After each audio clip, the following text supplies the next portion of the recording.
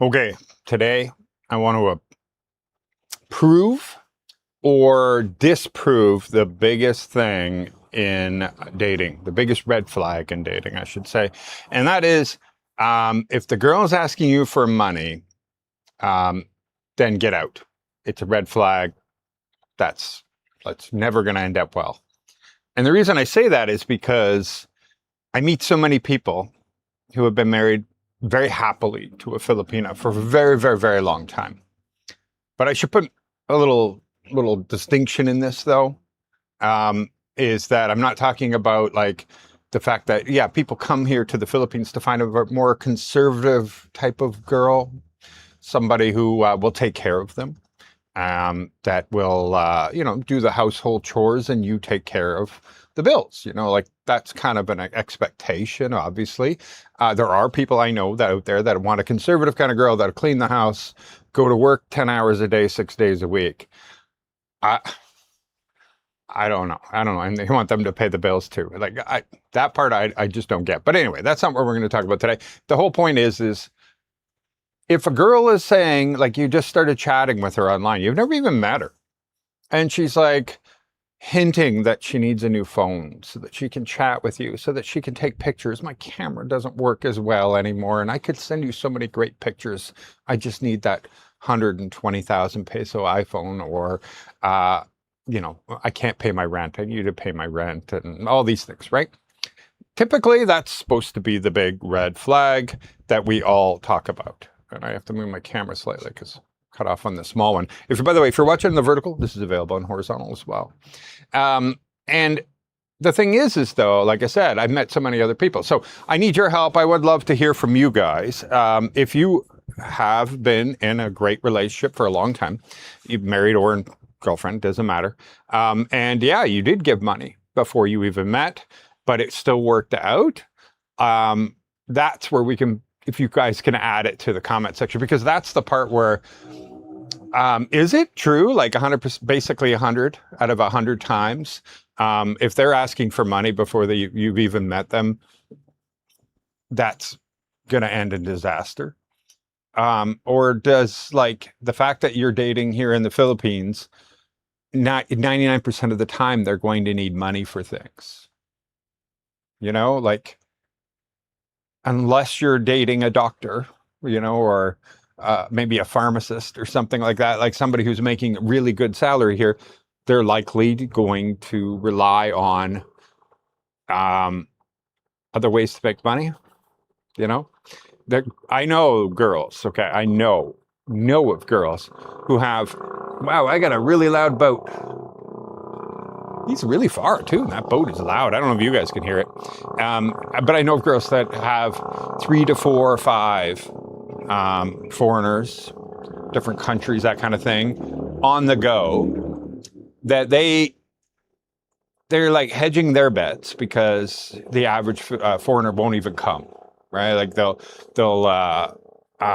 talk like they're going to come. They'll say they're going to come, but they don't actually come. And so they don't want to spend 6 months chatting with some guy who's never coming.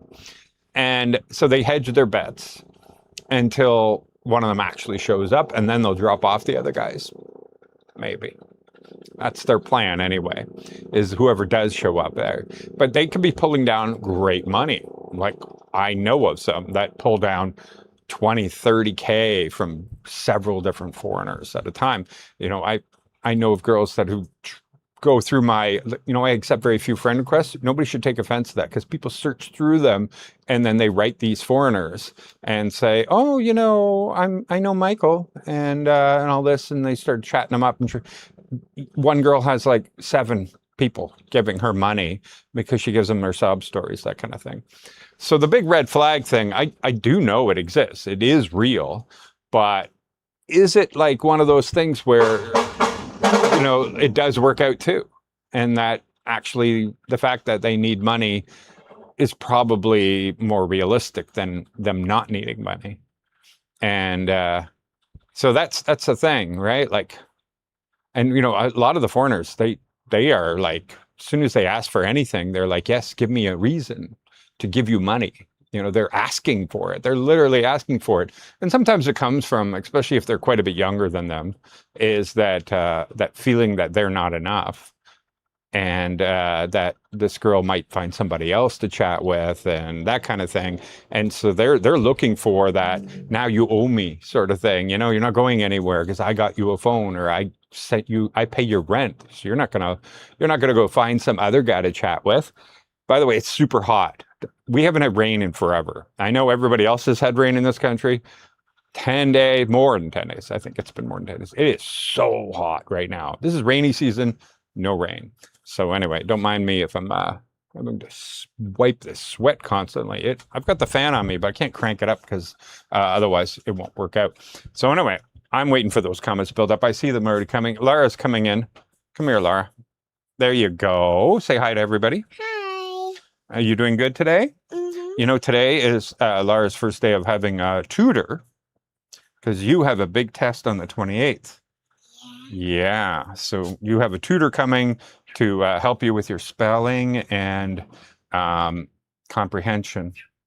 Yeah, because she's struggling. She's good at math. She's good at a lot of things, but that part, not so much. Okay, so I'm going to go to the comments now. Is there anything you want to say to everybody? Maybe not. You don't have to say anything. It's okay. It's okay. But I'm going to go to the comments now because I really do want to know, because I'm talking to a lot of people that, people message me and they're like, they just want to hear it, because sometimes, even though they know it's a red flag, that they're spending all kinds of this money, it's said all over the internet constantly. Everybody's saying red flag, don't give them money. But they got their heart attached to it, or their emotions, or whatever, lust. All that is all connected to it. So it's a harder thing to just say, okay, I got to walk away from this. But you should always keep in mind, unlike in the West, where you make a profile and then you have to send out 100 messages to hopefully get one answer. Here you can make a profile, just your picture, and never write anybody, and your inbox will get filled. That's how it works in all these Philippine dating websites, just from my friends that have spoke to me and everything about this. It's not like I've been on one, but it is, it's like so easy. It's like, they say there's more fish in the sea. Yeah, there's a ton in the Philippine Sea. So, all right, let's go to this right now. Yes, I have 2 live streams going. One is vertical, one is horizontal. I saw that comment there. And welcome to everybody who joined. Thank you very much. All right. So recently, new subscriber. Thank you. 74 years old from Minnesota. Thinking of visiting for a month or 2 in your area. Anything available in January, February? Since you're only going to do a month or 2, you won't be able to get like a place of your own sort of thing. Like not many, unless you're paying a fortune, right? Like San Antonio has some houses in their subdivision that they'll charge you, 100,000 pesos a month for just 2 months. But you're not going to get like what we have, 20,000 pesos, that kind of thing. Those are long-term contracts. You're in the Airbnb market at 1 and 2 months. You can negotiate, but you have to come down here and do that. And so what people have done is they stay at like JFK, which is a very affordable place. It's got a swimming pool, German-owned, right by the beach here, right across the street from the Beaver, pretty much. And they'll stay there and they'll book like 3 nights. And it's called JFK Apartel. And it's still like a room. You got a room that'll be cleaned every day and a pool. And then when they're down here, you can go over to places like San Antonio Resort, where they talk to them and say, I want to rent a house for 2 months, and they can negotiate and something like that in person. That's what I'm going to suggest, because 1 and 2 months is really, it's just Airbnb. So you can go to Airbnb and find something like that for 1 or 2 months here. That's no problem. But to find the kind of deals we have, unfortunately, you need long term. They need a commitment, because they can get somebody else that'll give them a commitment. Hello, Richard. Hello. I'll be there in 7 months. Fantastic Firewatch. Thank you. Good morning. I'm Michael from New Jersey. Welcome. Hello, Brad, again from Aurelia. Oh, yeah. I meant to add to the last chat, Nick, that next time I'll be in the Philippines, I'll buy you a beer or 2. San Miguel was great. Tastes like most of the Molson Canadian. Yeah, honestly, San Miguel is literally, they have now one for everything, right? They have one that kind of tastes like Corona. They have another one that tastes kind of like a Guinness. They kind of make these duplicate sort of things because, well, they control the whole country's distribution and the prices, that kind of thing. If you want to get an imported beer, you're going to pay a fortune here. But you buy their beer, it's super cheap. And so as long as they make the flavor close, people buy it. So it's like, this tastes like every, like Bud Light, Coors Light, whatever, name the brand light. They have got one that just like that kind of thing, the Pilsen and everything else. So, fantastic. Thank you. Good morning from OKC, Oklahoma? No. OKC, Oklahoma? No, it's not Oklahoma. Where's the C for? Kansas City? No. Confused. Good morning, by the way. Good morning, Mike, Kat, and Laura. Thank you, Phil. Thank you, Bob from MS. Welcome. Hello, Bob. Been married for a peanut for 30 years. There you go. We got somebody. Let's see. He's going to have his comment here in a second. Hi, Mike. Billy from Joplin. Hope you and your family are doing well. Thank you very much. Okay. It's more than just that. But if you're a new item and they're asking for cash, that's a red flag. There you go. Like I'm talking about, like, you haven't even met them yet. It's not like you came here, you guys made something of each other, like a relationship and everything else, and then you've decided that you're going to be together. Okay, pay the bills. You know, of course, you're in a conservative type of girl. You want her to be the housemaker. And take care of things and stuff like that, and take care of you and everything. Well, that's what she's putting in, and you're putting in the resources to cover the bills. You know, and that way it's an equal process between the two of you. But the people that, like I said, like if you're on the other end where you're like, I want her to go to work every day and I want her to make her own money. Well, then you can't have those same expectations that she's around to take care of you and everything. She won't be.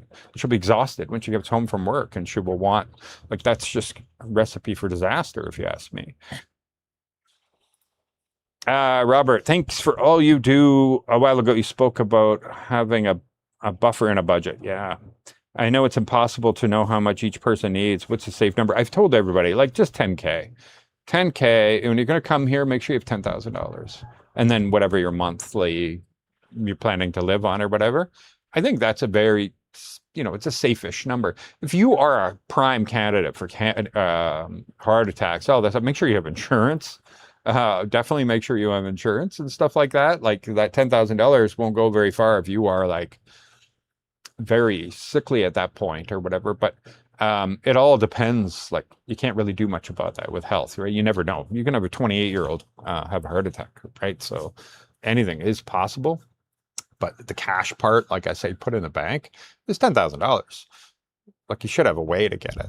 Sell your stocks or something that you can close it out within a couple days. A lot of people will say, like if you don't have the money, the hospital will take you. It's not necessarily like that. Is the hospital will take you, but they'll say, give us, $400, about 20,000 pesos, or maybe less than $400 to get you in. If you don't have PhilHealth and all that, or insurance to prove, they'll want some kind of like a little deposit. Then they just won't let you out of the hospital, and that's legal here, by the way. It is legal. They just won't let you out of the hospital till you pay. So they'll still fix you, and they'll do all this, and they're just not going to let you leave until you've, either arrange a billing arrangement they're happy with, or you paid out your bill. And so your bill just keeps going up, like a credit card sort of thing, like you just never get out of it. If you don't leave the hospital because you don't have the money, it's just going to keep building and building and building and building while you're in there because you're being billed daily. It's not a huge amount, but just to get rid of that one thing that people don't realize. Hey, there you go. There's Michael Onstad, by the way. So he is a Canadian based out of here in the Philippines now. He was an insurance broker in Canada, and then when he came here, married a Filipina and all that, he became the expat. Every expat uses them. Insurance broker here in the Philippines for Pacific Cross, and everybody knows him. You probably all have seen him there. Michael Onstad. You can look up literally that name on Facebook, and you will find him there. And you can message him and say how much is whatever. And then he's got healthcare in the Philippines. I'm sure you can put it in the chat. Thank you for the super chat, Michael. Thank you. I saw you on Scotty's vlog. No, I tried to explain this before. It wasn't even that. Like, I'd never met the guy before, never even spoke to him, never messaged, nothing, right? And so if you look on his live stream, I greeted him on his live stream. Everything was normal. It's just then he said, well, wait, before you leave, because I had to leave. I was not my choice. I had to get in and get out. I'd left anyway, it was a long story, but my phone fell out of my pocket while I was driving my bike an hour and a half away. And I had to go back because somebody found it, a construction worker, and he had to leave his construction site by a certain time. I had to race. So anyway, I apologized to him. I said, listen, I'm glad you came to the beaver. Thank you very much. Another Canadian. It took you too long to get here. Anyway, then he goes, can I before you leave, I want to get you for my main vlog. And I'm like, okay, no problem. Now the thing is like, I can't show you my camera, but my camera's right here, right? And it's on a stick with a stand or whatever and all that stuff. But when you press record, it beeps, number one, right? You know it's recording. The screen comes on, everything lights up. You know you're being recorded, right? Like it's like this. And so he picks it up and he's just palming it, right? He doesn't have anything, so he just palms it. And it's dark. Everything's black. There's the red light doesn't come on. The screen doesn't come on. There's no beeping. There's no... With his camera, you'd have no idea you're being filmed.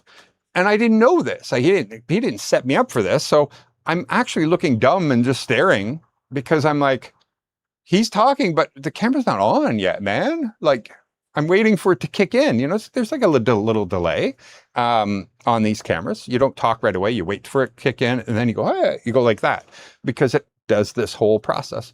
His didn't beep. It didn't do nothing. It doesn't have any screens. It's just like black. So that's why I right at the end, I finally say something because I'm like, I think it's on, and it's just not on. And we have the same camera. So we both have DJIs. His is a 5, mine's a 6, but it's the same. So anyway, I've explained that in the last live stream. I just had no idea what was going on. It didn't make any sense to me. You're not recording, but he was. Anyway, good morning, Low Ranger. What's up, brother? Here in Oregon, planning on moving to Iloilo in October. Fantastic. Not far from here. Right behind you on the VA, right behind you. Yeah, waiting on the VA. Fantastic. Hello from Pennsylvania. Hope you're all doing well. Mike and family. Thank you very much, Berger Auto. I'm going to my very best to stay away from the world. So yeah, vertical and horizontal. If you don't like watching in the narrow one, just go. The other one's this way. It's a new YouTube thing. Well, it's not so new, but now it's almost like an automatic. 33 or higher every day, no rain in the Dominican Republic. There you go. We're almost identical. It's like 33, 35. It's not crazy because the humidity is not bad because there's no rain, but yeah, it's hot. It's hot. Hello from California. I don't know how to say that one, or I'd say it. Sausalito. Oh, I probably said it right. Hello, hello. Hello from Saskatchewan. Hey, my childhood was there. Look who it is. Brian Simpson. Howdy from Ventura, California. Thank you, Brian. Thank you. Thank you. It wouldn't be a live stream without Brian's howdy from Ventura. And are your elbows up? Oh my God. Brian, dude. And another one. Look at that. How's Wildcat recovery? Listen, Catherine is doing way better. It's like a switch went off about 2 to 3 days ago where she went from like an 8 out of 10 every day about complaining about pain and everything to now she might hit a 3 several times a day out of 10.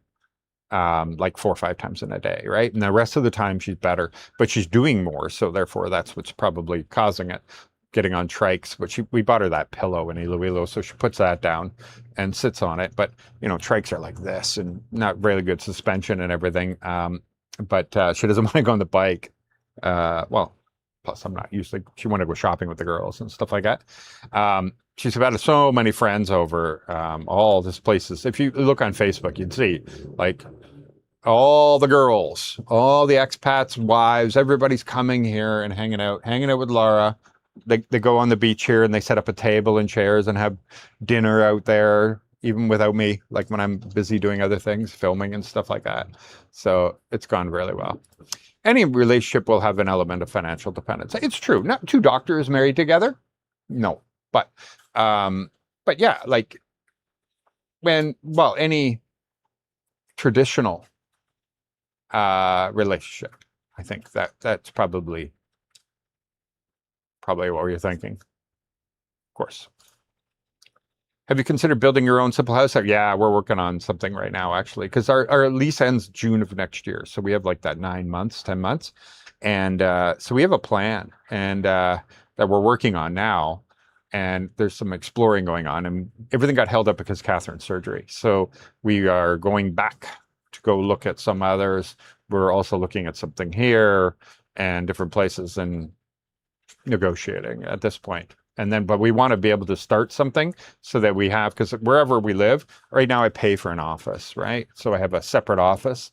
Going to work is kind of like a thing. It divides it because it's very hard to focus and work if everything's around you. Like, Laura was right here. It's easier to sit around and do nothing with your partner, you know? And so having that little office space does help. Makes you feel like you're going to work, come back. And so when the new house we're planning to build, we'll have the house, but then we'll have an office in that one spot, not paying for rent somewhere else. And so what we're going to do is just build this office, which essentially is going to be like the high size of this little house, maybe a little smaller, because 2-story here.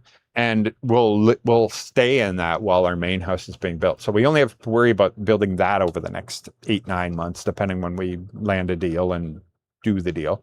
We just have to build a small little place that has a bathroom in it and everything. That will do it, right? And then, because we don't have like all this money saved up or whatever for that. We're actually saving for a vehicle right now, like a good vehicle.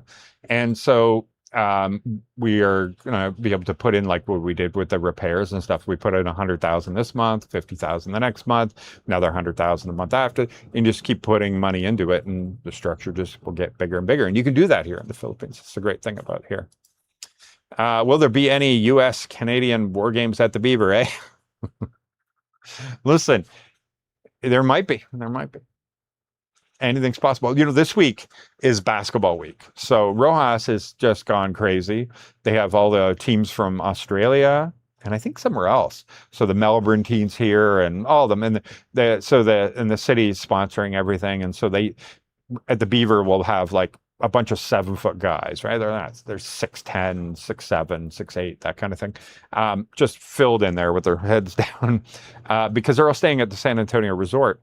And because they're staying at San Antonio Resort, there's just police vehicles everywhere each evening watching to make sure. And it's not like there's danger to them. It's just that the Philippines loves basketball, absolutely loves basketball. And so there's tons of kids just trying to, get them to talk to them, that kind of thing. So, yeah, it's pretty cool to have them here. But anyway, they've been coming to the Beaver pretty much every night right after their basketball, maybe 10, 11 o'clock at night. And we've been full. It's been so busy. Other than just when the game's on, dead, because everybody's downtown at the new arena. And it's all air conditioned inside and everything, watching the basketball.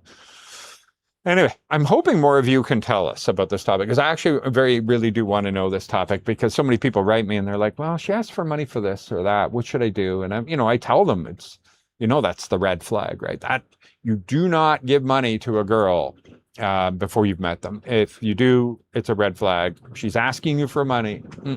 And sometimes it's not that they're asking for money.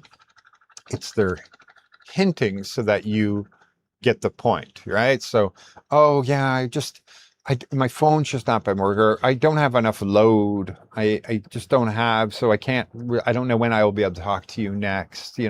Anything to get you to offer to pay for those things.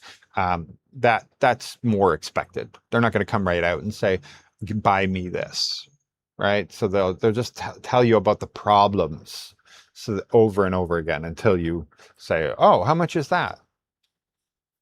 Just to be clear, they're not asking directly. So anyway, how many of you had relationships that still turned out to be fine? Like, I can tell you, Catherine gave me the hospital bill for this person or that person, herself, pictures of her in the hospital, and I sent money. I did. I sent money. Not much. And then the whole reason we met, right? Like, well, not met. She met. You can see that on the thing, but the whole reason we ended up together was accidental, sort of, not really. That was great, right? That was a good way to explain it. No, it's in my video also, the one on how to trap a foreigner, I called it, or how a Filipino traps a foreigner. And she just said that she had no place to live. Her father had they had a fight with her and her father threw her out. She had nowhere to go. She's sleeping at her work. She was like working at a big outdoor gym place, and so they have a little office, and she was just sleeping there, and then they don't know she's staying there, and this whole thing. And so I said, how much is a place? And it was like, bed spacer type thing. So it was like 2,000 or 3,000 pesos. So I gave her, I think, 6,000. I said, here's 2 months, 3,000 a month. Here's 2 months. Get on your feet. And I drove all the way out there and handed it to her. And we weren't dating. And then of course she couldn't find anything. And then so I started looking. I'm like, oh, please. What do you mean you can't find anything? As if you can't find anything. Well, where she lived, there was really nothing. But I found a house for 10,000 pesos, 2-bedroom. And I didn't have any place to live at the time because I was only focused on rebuilding my own life. And for months now, it just said, okay, every day I'm going somewhere new and I'm just traveling nonstop and I'm going to film, make a new video every single day. It's interesting. Go to a new place. Just trying to rebuild everything, start a new channel, everything, right? And so I was like, well, I should have some place to put my stuff. And so I said, okay, I'll rent you. I'm going to rent this house, but it's my house. You clean the house, take care of the house. If I'm there, you cook for me, you do my laundry, you do anything I'm there. But you and Laura can have the master bedroom it's got its own ensuite bathroom and everything. That's yours. You can stay in there because I'm barely going to be home. Going to be honest, I'm not going to be here very often. And it was 10,000 a month. And I was like, I'm not giving her 10,000 a month because like it would be a forever thing. Because now, because we weren't dating, is that I didn't want to, like, she wouldn't be able to ever get a job that could pay that kind of amount of money for her. And so that's why I was like, I'm going to take it on so that, when you figure out your life, you can just go, no problem. Anyway, a month later, we ended up together. Just living in the same house changed things. I would say have 10,000 a bank and a monthly income. Yeah, you have to have a monthly income, of course, to spend to retire 20,000. Yeah, retire, you need more money than that. I agree. It's not like you can't make it. People do, especially vets. Vets have the VA here. And I wasn't aware of this, but I keep learning more and more as I talk to vets. And they're like, what are you talking about? No, I go to the hospital in Iloilo and they bill the VA. It's all approved. I'm like, what? That's a thing? And they're like, yeah, you have to go to the VA first. And if you have 100% of this, and then everything that you can find a way to make everything fall under that same 100%, because of some injury, you can claim that everything else kind of stems from that injury or something. And so you don't have to go all the way to Manila and everything to get it covered. So vets have found a way to do it with far less savings. They don't need $20,000 or anything like that. And they have their steady, like some vets are making great money, right? Like over 5,000, like upwards of 10,000, depending on the rank and all that stuff and time served or something. And I don't know, Americans vets are like above and beyond, right? Like if you talk to a Canadian vet, he's like, I make 2,300 or 3,000 Canadian, something like that a month. And he was served for 20 years. And then if you had 20 years in the Canadian or the American military in the same portion, that guy might be making double what he makes. So Americans have, they take care of, it's strange. Sorry, I'm getting way off topic. But you watch movies and stuff like that. Just remember, like in the 80s and 90s, they didn't take care of their vets very well back then. Most of them were homeless, no income, living in the streets, that kind of thing. Not most, but there was it was depicted that way. And then nowadays, like it's really hard to depict that anymore, unless they have a drug addiction or some kind of addiction. Because anybody who's got a good pension, any military's got a good pension, so they should be able to survive just pretty well, I think. Especially if you come to the Philippines.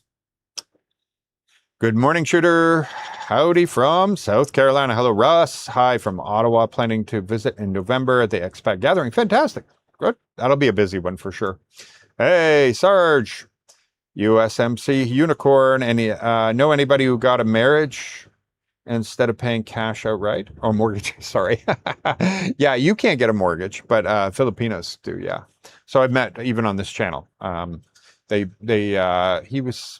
He's from like a Baltic state. I can't remember which one it was, but he's got a pension, but it's very, small, like 600. I think it works out to like 600 euros a month. And I met them in Coron and in Iloilo. And so he has a smaller pension. It doesn't make, it's enough to survive, no problem, here in the Philippines. But he's like, I couldn't survive back home or retired. Anyway, he married Filipina and all that. And so they, under his wife applied for a Pahibig loan, which is the government, subsidized loans that they offer here. And they were able to buy like this 1.6 million peso house, like, the really small ones they offer here for low income people. And they make payments, and he's like, in a few more years, we're going to own that. And so, yeah, it's perfectly possible, but just not for foreigners. Foreigners can't get a mortgage here. But keep in mind, you don't have the interest rates of America. So, way up, way up. I think it's 13 here. I could be wrong, but I think it's something like that. They're in about 2 months. Pampanga, I think you mean, area for as long as it takes to find a place. Maybe Clark. Yeah, Clark is going to be all the modern new stuff for sure. But the good thing about Pampanga, the Angeles City, like it's not that just people think of Angeles City, they see that red light district, right? But Angeles City is a massive, massive city. The other mall, I can't remember what it's called. Star City? No.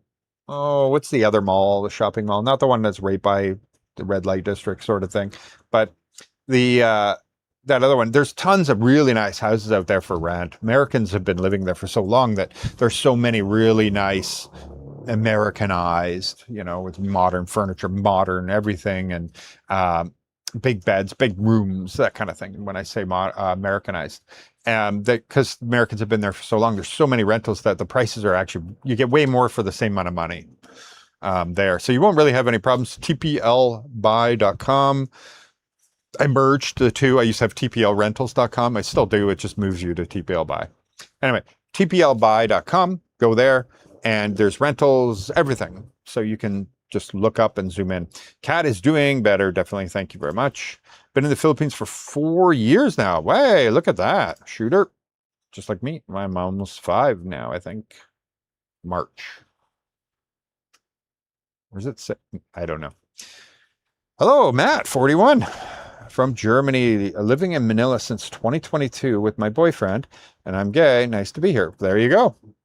Philippines, no judgment here for same-sex relationships. They don't allow marriage, but they're same-sex relationships. So there's no judgment here, right? It's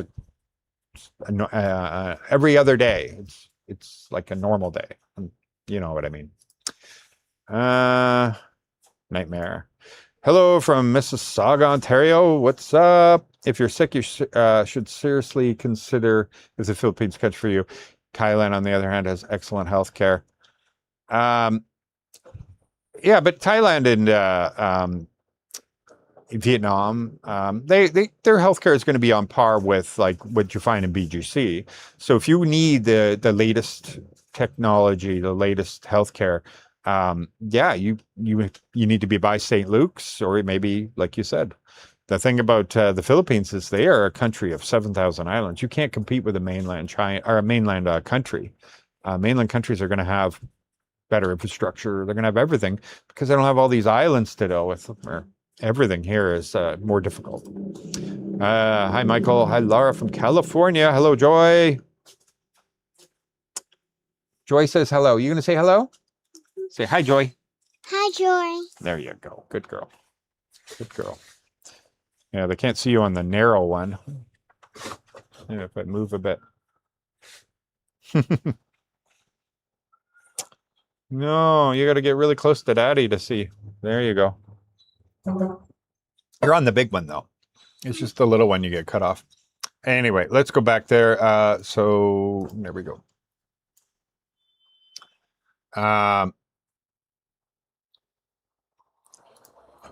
Warden with benefits, eh? What's that? Warden with benefits. Oh, yeah, with Catherine. Yeah, with that. Yeah, exactly. No, you don't know. Yeah, you meet your mother watched this horror movie last night. She wanted to watch a really scary one, so we did that. I told you Scotty Boy was your special guest. Yes, that's right. Well, I didn't have him on anything because, well, I had no time because of the way I had to race out. But I was his special guest. But I know what you meant.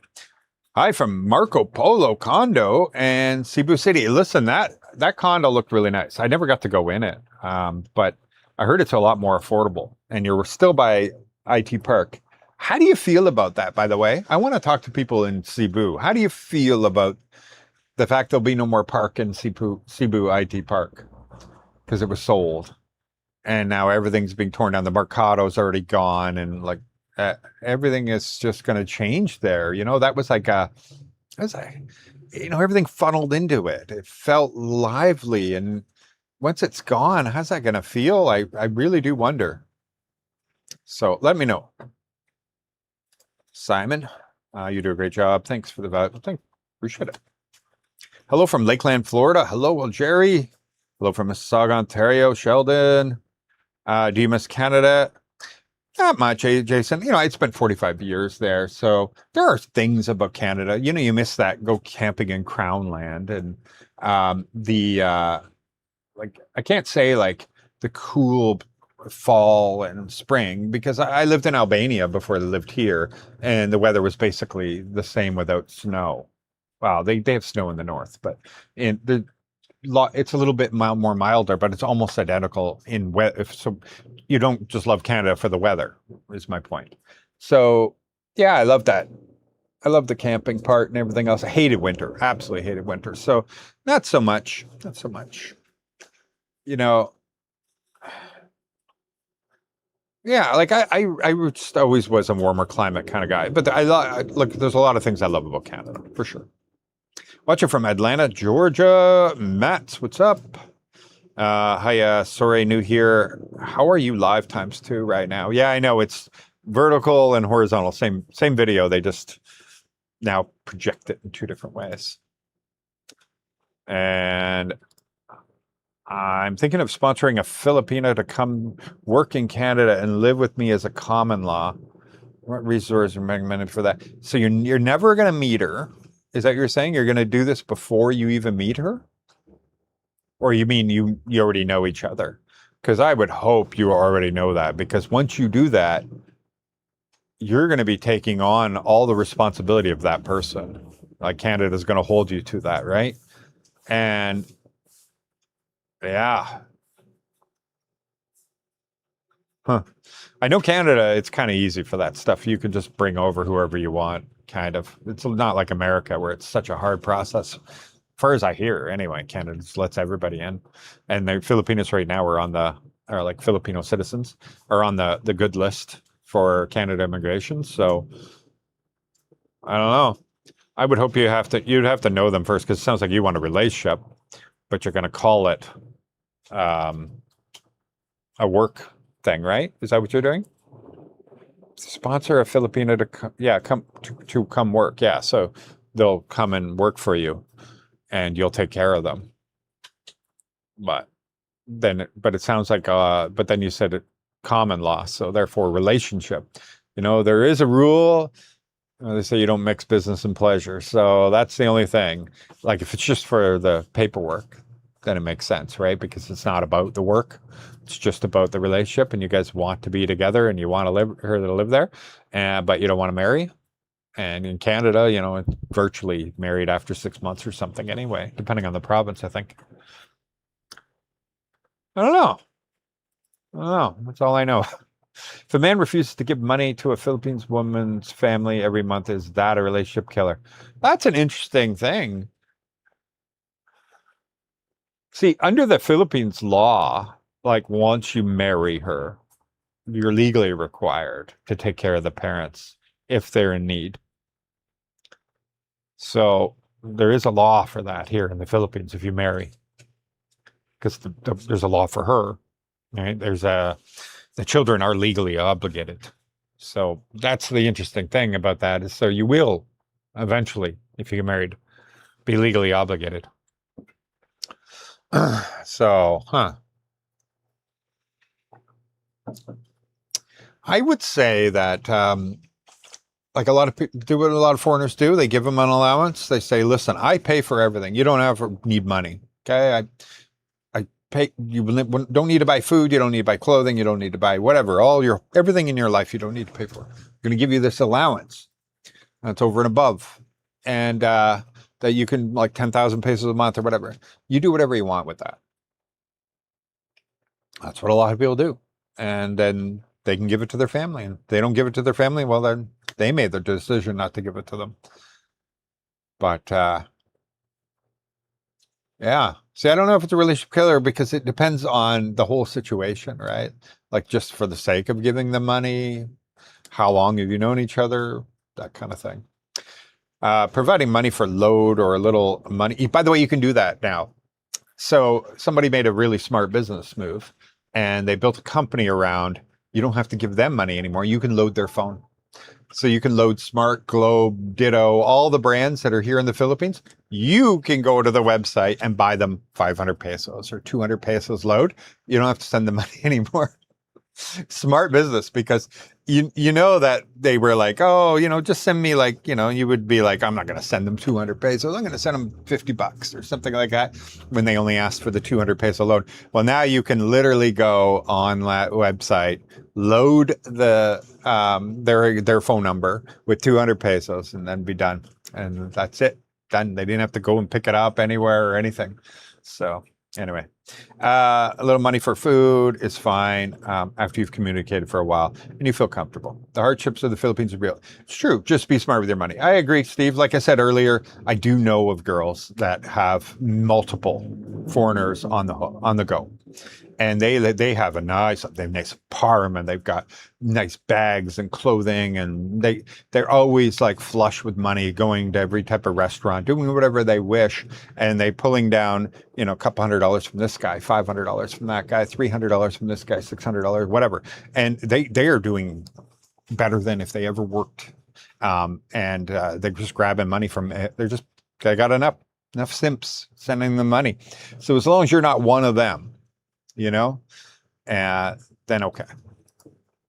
Chatted with Irene for over 5 months before I moved here. She never once asked for money.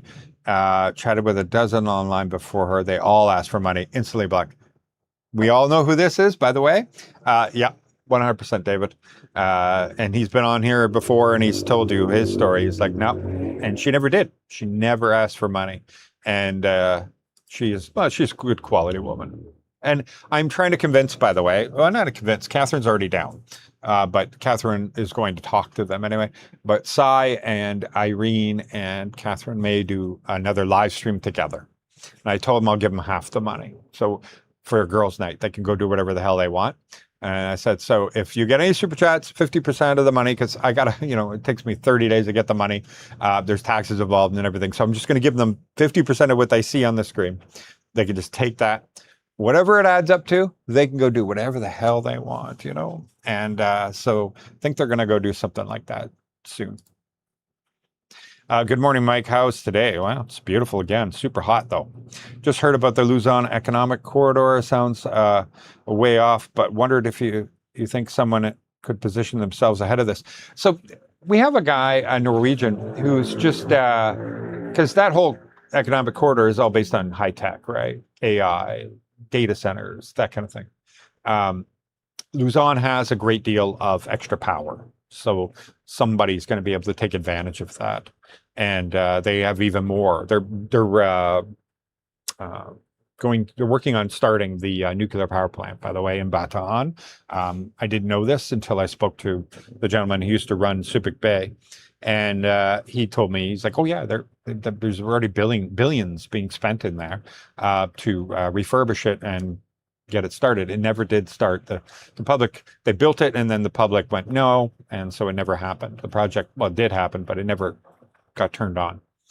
Anyway, so they that will be kicking in, and that's a massive amount of power too. So there is that corridor actually does make sense because there is enough power. We're here in the Western Visayas. We have practically no power. All of Visayas, I believe it is. So Cebu, everybody, we're always right at the border of how much power they generate and how much we use. And so anyway, our Norwegian, though, he has data centers already here in Pampanga, and he went to Oton, Iloilo. So you got Iloilo City, that the next municipality is Oton. And he went there and he proposed a very large 50 megawatt, I think it was, something like that, AI data center there. And they had a public hearing on it. And it was explosive, to say the least. So much that he just basically said, F y'all, and I'm leaving. And he walked out, sort of thing. Yeah. So because, well, you got to realize the power is already a problem, but also Oton already is struggling with having enough water supply, like enough pressure, water pressure, that kind of thing. And so, you know, I don't know anything about that data center thing, but for all I know, you can take it from the ocean, the water. It's not that cool here, though. But it's a closed circuit system. From my understanding, is an AI data center we use about the same as 5 McDonald's franchises would use over a month. So, and because it's a closed system, so they'll take as much water as 5 McDonald's franchises uses a month, but then it's a closed system, and then it just loops and loops and loops, and so therefore no new water is being used. So I don't know much about it, but I know he just said, I'm done. He just walked away from the whole process. Apparently he was so mad, and they were yelling at him as he was leaving and everything else. So that's something to consider, but that corridor is already specifically made for that, I believe. If we're talking about the same one, I think we are. If you're giving money to a Filipina you have never met in person, how much would you consider too much?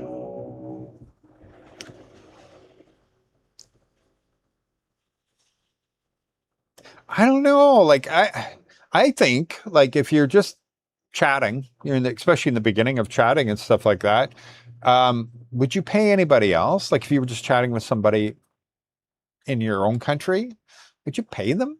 Would you send them money? Probably not. So it would probably be the same. But like I said, circumstances, and that's why I was asking this question, so that other people go, oh no, like I get it. We're dating people that every day is a struggle for some people, right? And you don't want to see them struggle like that. And you really start to take a liking to this person. But you're right. So how much is too much? How much is going overboard? Like to most people, sending a $10 tip is nothing, right? Like whatever, here's $10 tip. People do it at like, what's the American app that everybody does? Like Cash App, they'll be like, or Venmo. We don't have those as Canadians. So, and they'll be like, yeah, I'll Cash App you $10, $20, that kind of thing. And so to them, it's a big deal. It's 1,000 pesos. But to you, it's just $10. You're like, okay, here you go. I think it's just don't get in a trap, right? But hey, look at that. Speaking of that, look at that. $10 for you, little Laura. Look at Laura. Look at this. See this guy? And when you say thank you, Traeger. Thank you, Traeger. You just got $10. $10. Well, you can put it in your piggy bank. Well, you got 5 because YouTube takes half. Yeah. Thank you very much. Look at that. A couple bucks for your little co-host there. That's sweet. That's sweet. How would you rate the healthcare in Iloilo? Oh, I can't complain. For healthcare was great. And other friends say I'll go to Asia Pacific, Medical City. Those are the two big, like Asia Pacific's brand new. It opened only a year and a half ago. And it's like a 12-story tall mega city thing. I haven't been to it myself, but my friends have, and they have like a penthouse essentially for people to stay in if you want to pay the big bucks, I guess. And it's like luxury, like it's another level there. But yeah, Medical City has every single thing. No lineups, no waits, no problems. That's why I went there. I took Catherine there immediately. Even me, like I said, listen, I've been struggling where I can't sleep more than 4 hours. So long. and these migraines and everything. He's like, well, it comes from stress. I'm like, I live in the Philippines. What's stress? I used to get them in Canada. It made sense. And then it went in remission for so long, and now it triggers now. And I said, the only thing I can think of is I just haven't been able to sleep more than 4 hours a day. And so sleep pills are restricted in this country, just to give you an idea. And it's called a restricted drug, which means very few doctors are even allowed to prescribe them, and very few pharmacies can fill them.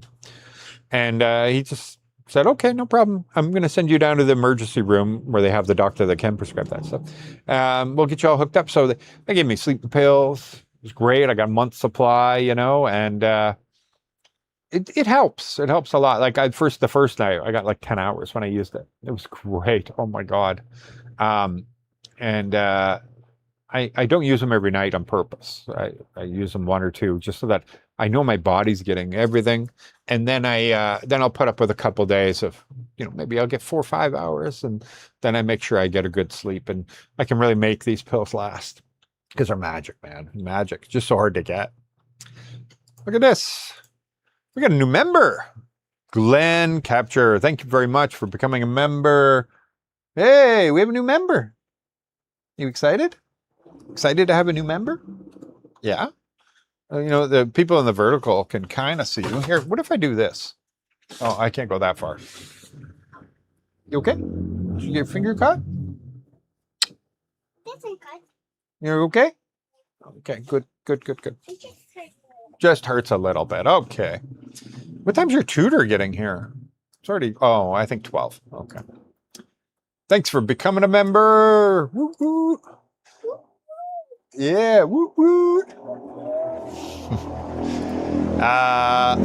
Only TPL, on TPL, only 11 rentals. Is that Papuanga? No, really? You know what, guys? If you guys haven't seen before, let me show you. Boom, look at that. Look at that. This is TPL Rentals. Oh, that's buy, actually. Hang on. Oh, no, that's rentals. Yeah. All right. So if you're talking about Papuanga, wait, my brain's not working. Where's Papuanga? Right here? Yeah, here we go. So I've got 113 rentals in Papuanga. Right here, 113 in this whole area right here. 20,000, 35,000, 16,000, 30,000. Yeah, there's quite a few. We got lots. That's a lot. Maybe you weren't talking about Papuanga. Help me out here. Rojas City, no, that's going to be, we have 9, right? No, 5. Oh, 5. Yeah, 4. Oh, actually, and if you look though, oh, wow. 3 different units at this place. It's brand new. It's a really nice place, by the way. There's this one. They go very quick. That's the problem with Rojas City. We're always struggling. But if I check here, I think one of these also has a monthly. Oh, that's the same guy. That's why. Yeah, we struggle to get rentals here in Rojas City. The ones that are in Pueblo de Panay, I told him to put them on the site. He still hasn't put them on there, but they are available. The 2-story one, and then the 1-story. But they're like partially furnished. They get you going. Not like the other ones. So keep that in mind. You will have to buy some furniture, but they are quite large. 40 square meters for a 1-bedroom and 70 square meters for a 2. So that's really good size. That's like much bigger than most condos. Anyway, so that's the website. If you're looking to buy, we have all that too. So here's all the listings all over different countries. The more you zoom in, the more it spreads out. It's easier to show you like Manila, because Manila is crazy, obviously. The more you zoom in, the more they spread out. And so you can see exactly where they are. And the buildings aren't showing. Oh, there they are. You can see all the buildings here and everything too. So you can see where that building is located, or the lot, or whatever. Like all that stuff's available. Anyway, that's tplbuy.com. Really simple, easy to use. Everything's free. I don't charge anything for it. As shocking as many people think. I don't charge the landlords. I don't charge anybody. It's completely free because there's no legal way for me to charge. That's the truth. I told Catherine to go ahead and register a corporation. I'll just give it all to her. But she hasn't got around to doing that. because we do have the data is important, right? Like especially on the buy side, so agents and stuff like that can get market data from it. So there is a reason to get that. Also to have your listing shown at the top, that kind of thing. But because like foreigners can have online businesses, you're allowed to have online business. That's no problem. But the 60-40 rule always applies, just like an export business. 60-40. 60% of your business, your income for that business must come from outside of the Philippines. So I could have a corporation here with a website. That'd be no problem, as long as 60% come. Well, in a rental website, in a sailing website, whatever, it's not the people who are looking that are going to pay, right? It's the people listing. Well, the people are all going to be in the Philippines. And so it would be 100% Philippines. So it's not going to work. Now, if I expand the website, Cambodia, Vietnam, whatever, just all kinds of countries, until the Philippines is only 40% of the market, and I've got the rest of the world on there, then I could do it legally in my name. But it runs itself pretty good now. So have I run across Van Boy? He's a character. Yeah, no, I've never run into that guy. He's in Siargao. He goes to Siargao. He lives in Siargao, and he's totally a Siargao guy, right? Like he's the backpackers and all that kind of guy. He's very popular to Filipinos, because he just repeats the same pattern over and over. Nothing against the guy, but let's be honest. Like every video is, this beach is the most beautiful beach in the whole world. You guys are crazy for not living here. There's no place in the world that is prettier, nicer, greater. And then he'll go to the next place and say the exact same thing and repeat and rinse. But yeah, I know he's getting a lot because of the taxi there that charged him 2,000 pesos. Everybody's had that happen to them, that he had this camera there, right? And he filmed it while he was in there. And so, yeah, it made the driver, and I believe the funny thing is the driver had a passenger in the front with him. It was probably his buddy or something. I don't know. But anyway, they were arrested and their licenses suspended and all that because he has a huge reach in the Philippines. But I know who he is. Have you? No, we haven't been getting any rain, Mike. Nothing. We haven't had rain over 10 days. Over. Not a drip. Not even a sprinkle. It has been dry. Well, we're dry as in rain. I guess it's still a little bit of humidity, but hot. Just hot. Been strangely different here.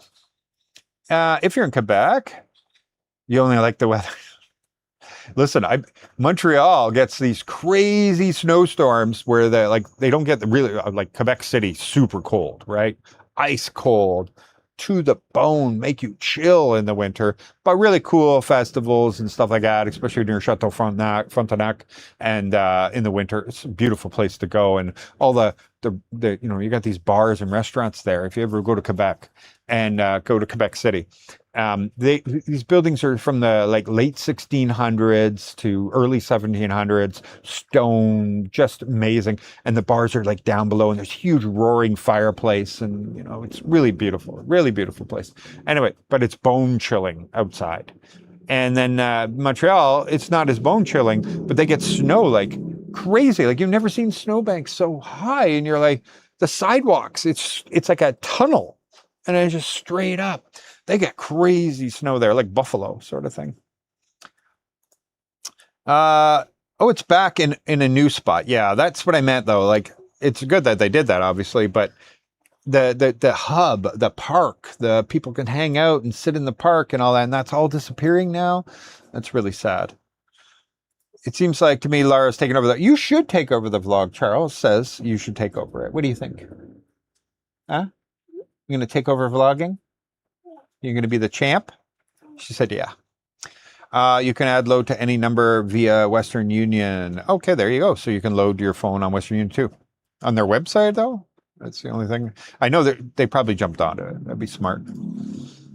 Hey, Mike, my wife and I live about 2 hours from Vancouver, BC in Washington. Oh. We'll be in the Philippines soon to visit family. We can't wait. You're looking like you're doing well here in Rojas with your family. Yeah, it's beautiful. Beautiful. Like I mentioned, though, we are looking at land, but it'll be mountainous or maybe. Actually, I shouldn't say we don't know because we're looking at two options. But thank you.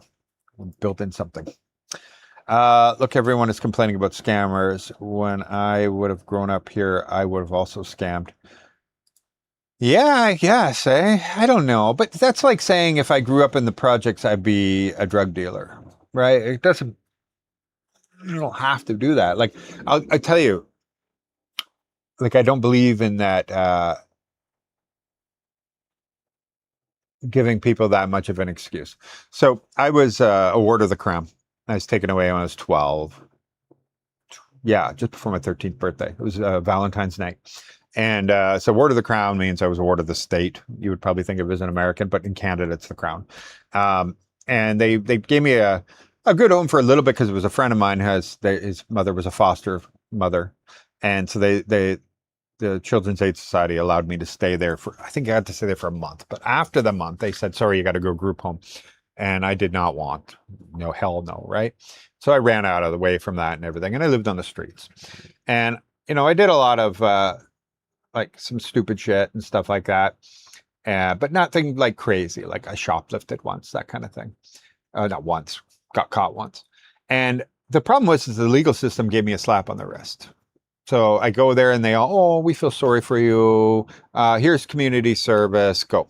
And I get the community service and the guy's like, you take real jobs from people at the arena, just clean up. And he's like, hell no, you're not taking jobs from real people. And he just filled in my card all my hours. So don't get arrested in these days, and just threw it back at me and threw me out. So I never had to serve anything. There was no punishment for the crime sort of thing, whatever. But it was actually Army cadets that saved me. I joined that because I heard shooting in my school. And I'm like, what the hell? But on the second floor, I was there late at night, 6 o'clock. I don't even remember why I was there. Anyway, and I go upstairs and we had a rifle range in the school. And that was a normal thing back then. I don't know if they still do that. And like the weapons weren't kept there. They bring them for the 6 p.m. Thing, but they had a rifle range. And so I was like, oh my God, this is so cool. And so I joined the Army cadets, and next thing I know, it straightened my whole life around. But even living on the streets and everything else, like I should have fallen into a life of crime, a life of drugs and all that kind of stuff, right? Like, and then I would have had the excuse.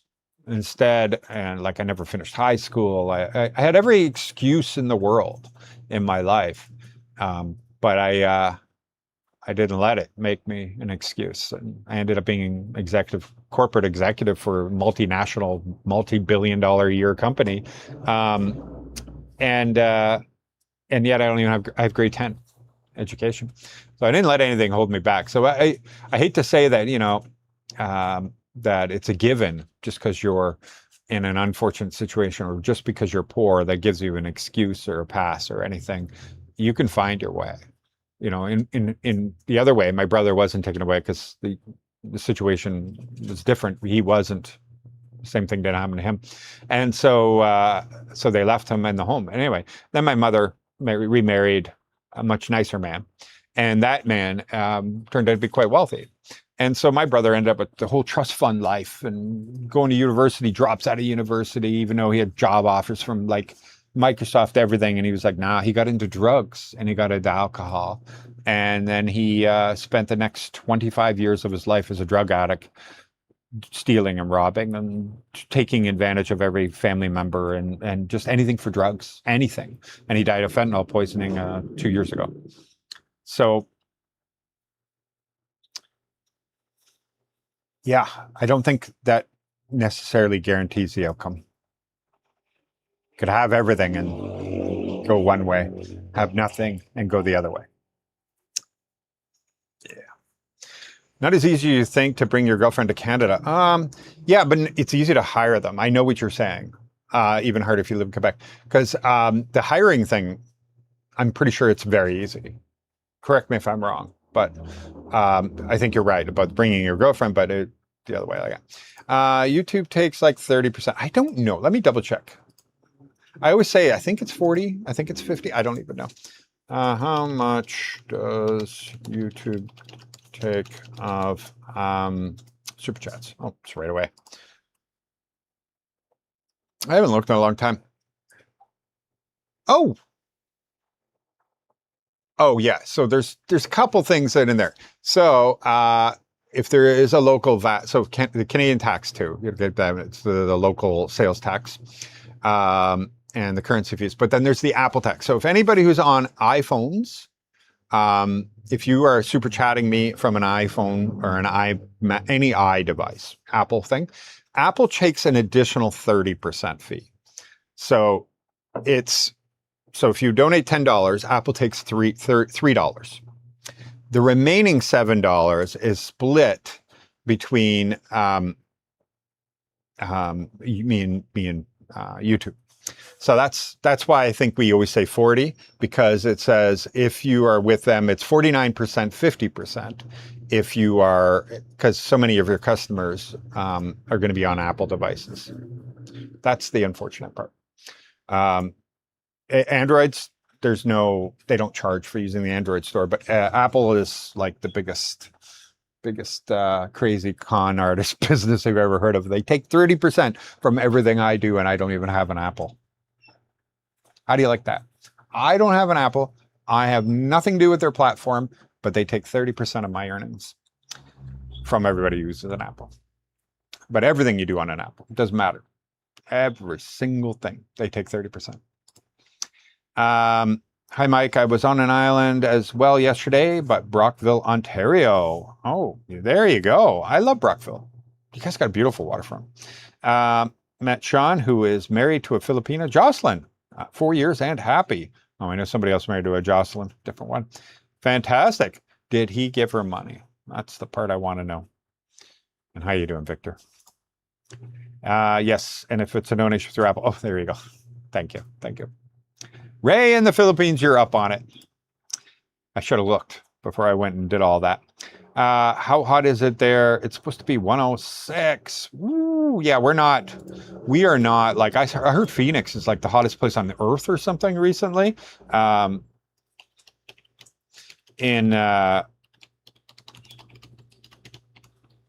That's crazy heat because we are 33 degrees Celsius, so 91 Fahrenheit right now here in Rojas City. It's not bad. It's not terrible. There we go. Yes, it's true. Yeah, you end up with about 50%. That's right. What about PayPal? Yeah, you see, the problem with PayPal is, like, of course I have PayPal. I have everything. Not everything. No, as a Canadian, I can't have your other ones. But the thing about it is, you start giving out PayPal, man, the haters come out hard for you. They call you an e-beggar, and you're begging, and you're this and that. If YouTube isn't making a piece, as far as they're concerned, you're not working, or you're not earning it. Yeah, maybe that's what I mean, earning it. It's begging. If you get all of it or most of it, PayPal has a much lower fee. But yeah. Bakersfield in the 70 degrees, so beautiful. Oh, but it's still Bakersfield. You guys get the what do you call them? The dust tornadoes. I love those. It's so cool to watch. I don't want to be in it, but look cool.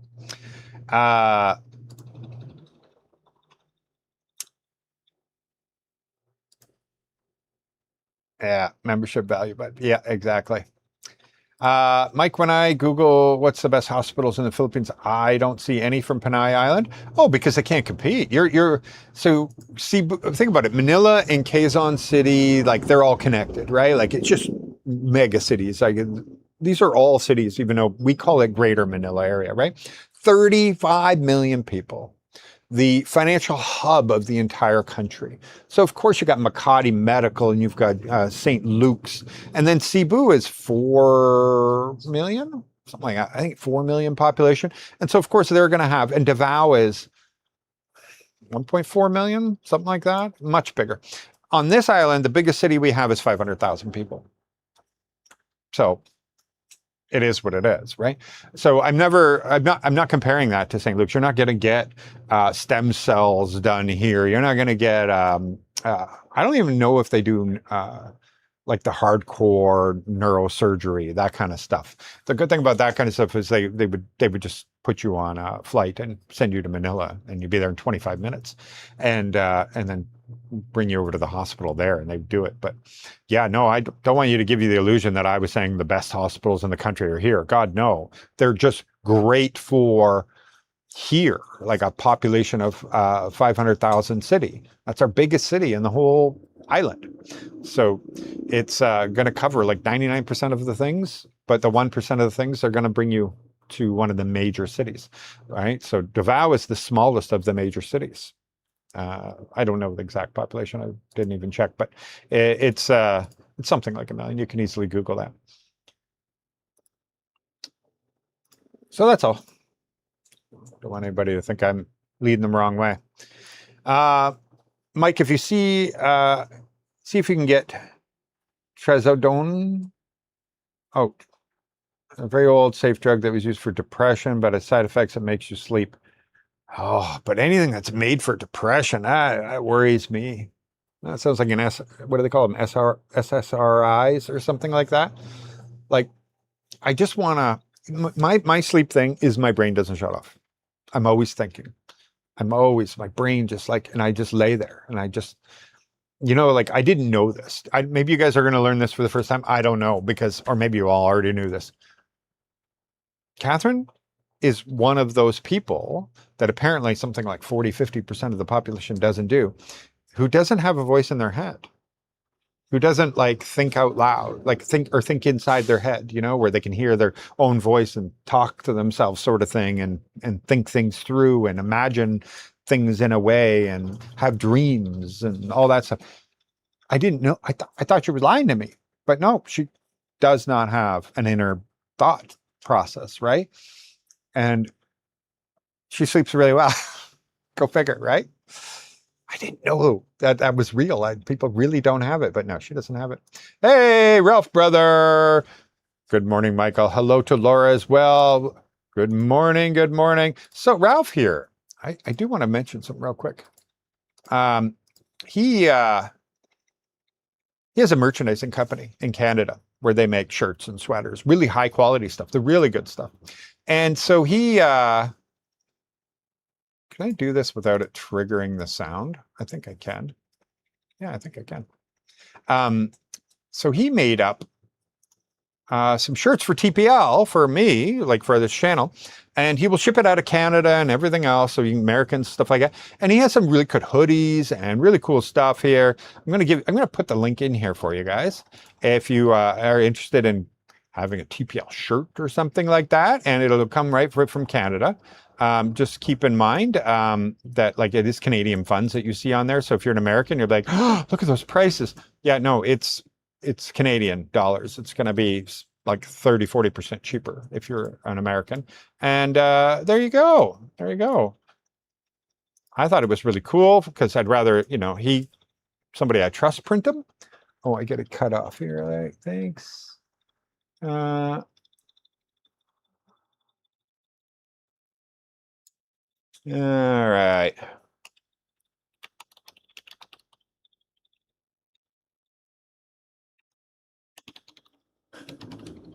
All right, I'm going to put that in the thing. Anyway, go take a look. Buy a hat. The hats look cool. Cool as hell. I don't have them yet because he's said we got to get it shipped here to the Philippines. So that's going to take some time. But anyway, we're going to have cool merch now instead of the stuff that was kind of haphazardly not that great. Because, you got to use these big corporations that just make really cheap quality stuff. Ralph here has some high quality stuff. And so I'm looking forward to that. All right. So thank you very much. Ralph, you're an awesome guy. Thank you for supporting and helping this channel. And that's really awesome. And, everybody gains this way. He gets more business. And I make a little bit from you guys buying a shirt or a hat. That's cool. Plus, I want one. Hi, Mike. My husband and I have been watching some of your videos. I am from the Philippines, but we are living in Australia. We would like to visit Rojas City probably next year. Listen, the Janos, looking forward to it. Come on down. When we do our expat meetup, second Sunday of every month at 3 p.m. at the Canadian Beaver, it's not just for expats. Like OFWs would enjoy it too, everything. Because of course, the whole reason that we even have those meetups is so that, we can have some conversation with people that have the same lived experience. right? So you can chat about whatever. Say you want to talk about football. Well, the average Filipino doesn't know anything about football, and you like chatting about football. It's one of your big pastimes, or cars, or whatever. It could be multitude of things that are very common in the West and not common here. And therefore, if they were a big deal of your life and you enjoyed it very much, you might want to every once in a while be able to just reminisce or talk about that football. I don't know, whatever. And so a lot of OFWs, right, that go working overseas, they end up watching football or rugby or whatever they're watching, and they get into things and they just have shared experiences and with the same as expats. So please come check it out.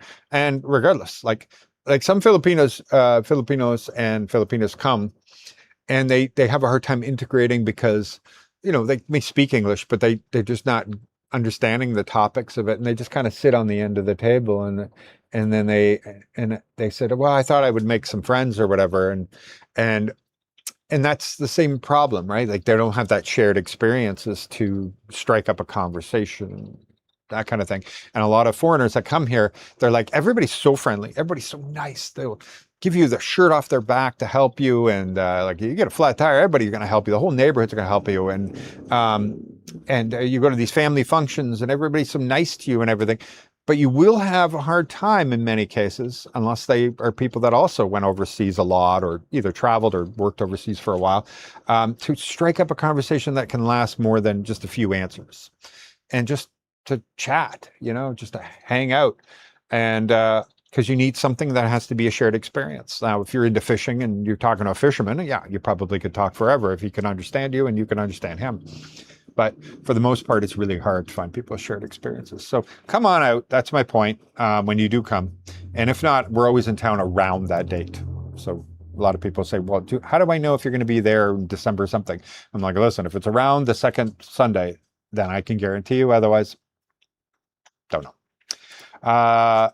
11 rentals in Iloilo. Whoa. Okay, then I definitely will be looking into contacting. So what I do is I write a ton. And yeah, you're right. Well, I got 18, but they probably should cut out that one. No, that's still in the border. I've got 18 rentals. Either way, still a low number. It's true. That's true. There is more out there. We just gotta, I have to write all these landlords, convince them that I'm not a scam, that it's actually free. Please go ahead and post it, that kind of thing. Hey, and Ralph's got his condo in there. There you go.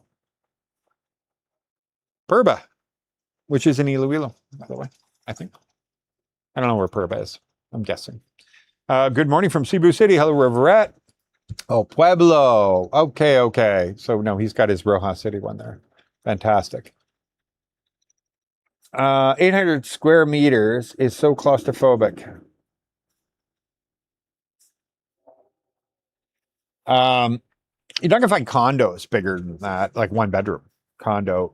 You will, but just like where there's tons, and that you might be able to find one.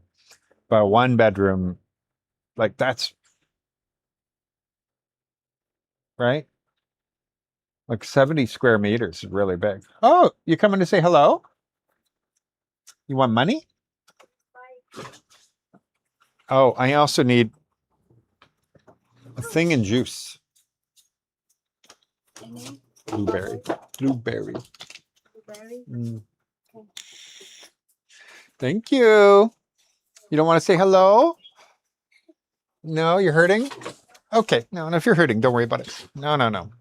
She just can't get the money because my brake pads have gone on my bike, and so I have a guy picking it up to drop the bike off there, and he's going to get other things done while he's helping, while he's waiting, because Catherine's got a laundry list of things for him to do.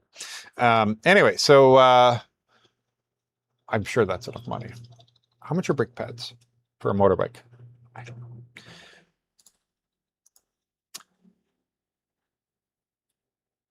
Yeah, so the bigger places still exist. There are houses and stuff like that. Like, look at my last video there that I put up. That house is fantastic. It's enormous for 35,000 pesos. Like he's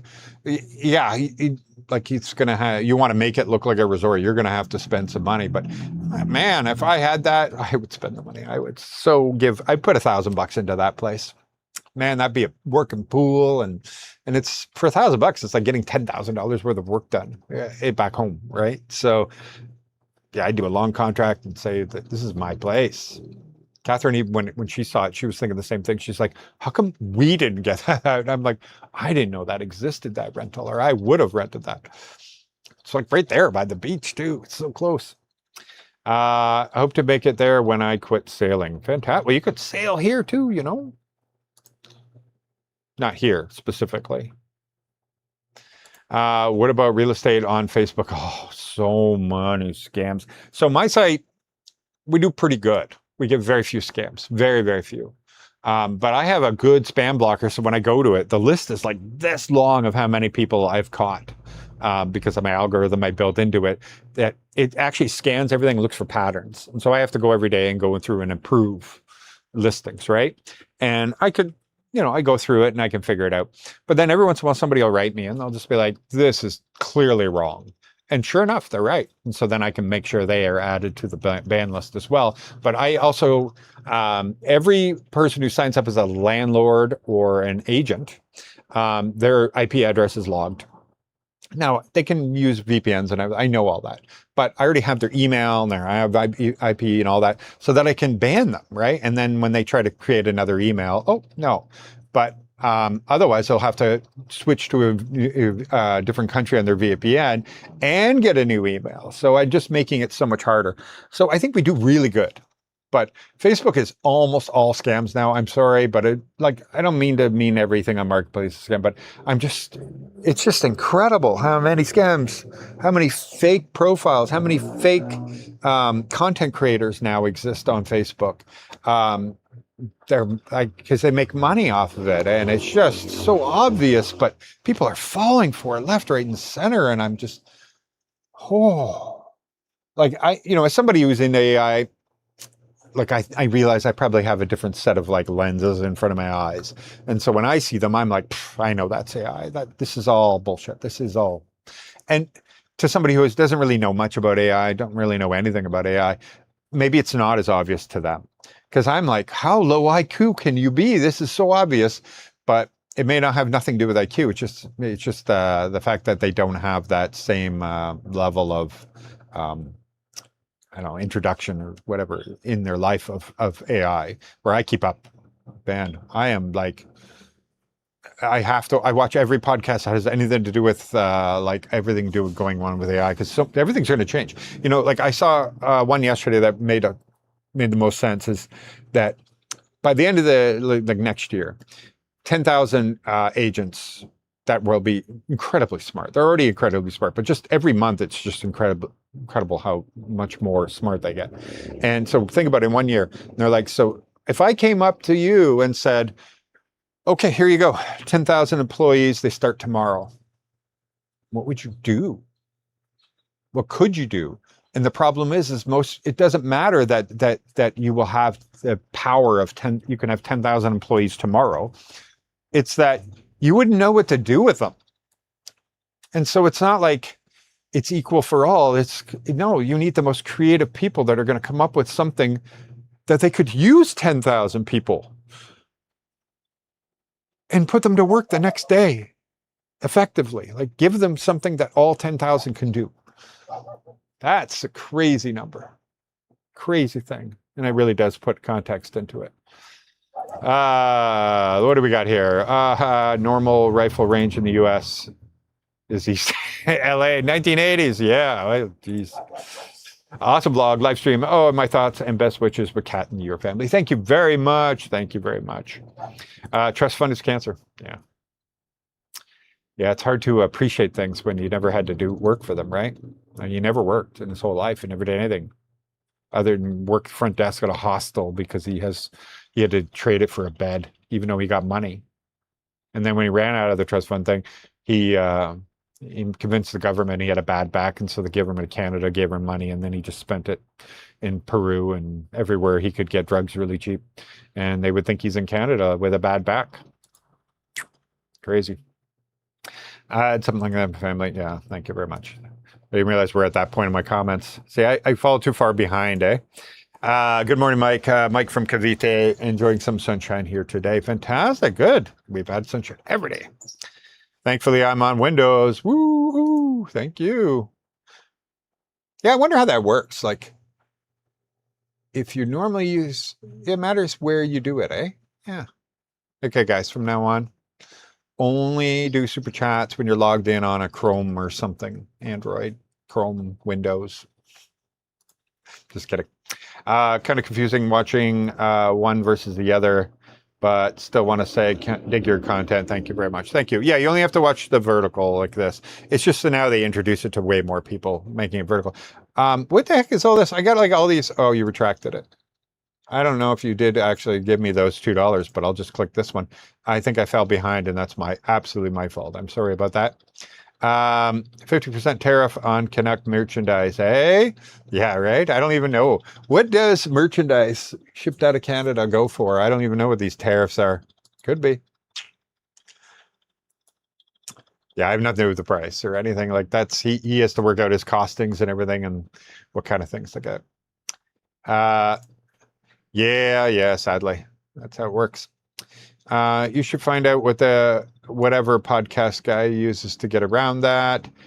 Well, you can do podcasts in different places where it's free. You don't get paid, but you can get donations much higher, I guess. But yep, log in with anything that is not Apple. So if you log in with just like the reason why you can't join as a member if you're on an Apple.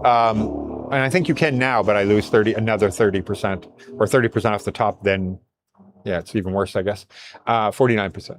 So is that you can open your Chrome browser, log into your YouTube there, and then everything you do in that Chrome browser is nothing to do with Apple. You're coming to say hi finally? Yeah, that's another thing. Like, but I have a membership thing. I don't even need to pay Patreon, to be honest. Need your key. Now she wants to take my key. Your bike. I know. I'm only kidding. I'm only kidding. Say hi. Say hi for you. Catherine says hello, guys. So yeah, if you don't know, I have a website. I'll show you. Where I don't even need Patreon. I give you guys more than what Patreon could do. It's right here. Thatparadiselife.com. Now wait, I'm logged in as my my full member thing, so that's why. That's why it says like this. See, my toolbar doesn't show up everything because I'm the administrator. I'm the one that owns it. It shows like really long. So how about I'm just going to sign out. Ta-da! There we go. Okay, that's what you guys see. You don't see all that. So see how it fits now properly. This is thatparadiselife.com. So if you become a member in here, you get more stuff. So, but you can take the quiz here, find out what's the best place in the Philippines for you to live. But then all the resources here, these are all clickable, everything, even like rentals, of course, TPL buy, wise, anything you're looking for, JRC, immigration, stuff like that. When the next Zoom call, we do a monthly Zoom call and everything for the members. And you have contact, of course, consultation. If I think one person has asked me to do it, and it's my fault. I haven't got back to them with a time. But you're better off just email me. I don't really get into the consultation stuff too much, but it is available. Anyway, so if you become a member, though, you get like tons of this stuff, all of this stuff. Okay. And it's $29 a month, but you're going to get like the Zoom call for 1 hour every month. And then you're going to get all the guides and everything. There's special videos in here and everything. And then you know that it's actually going to the creator is my point. It's not YouTube taking money or anything. So if you become a member on thatparadiselife.com, it actually is better. I know it's $29. I should come up with a lower one that just doesn't come with the Zoom call or something. I'm not sure. But for now, that's what I have. So I don't need Patreon, is my point. Why give them another percentage too? But it's just PayPal, by the way. You don't have to have PayPal. You just put a credit card in or whatever, and then PayPal does the transaction. Oh, my bike's going crazy.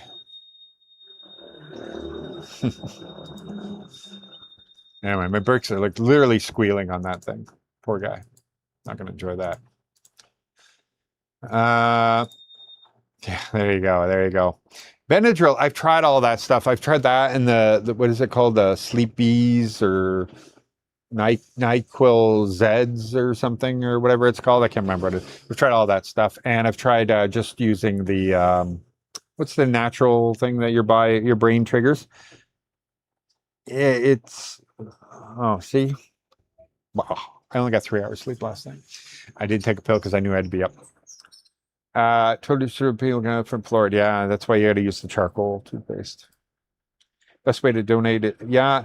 So the Buy Me a Coffee thing, I used to have that and they banned me.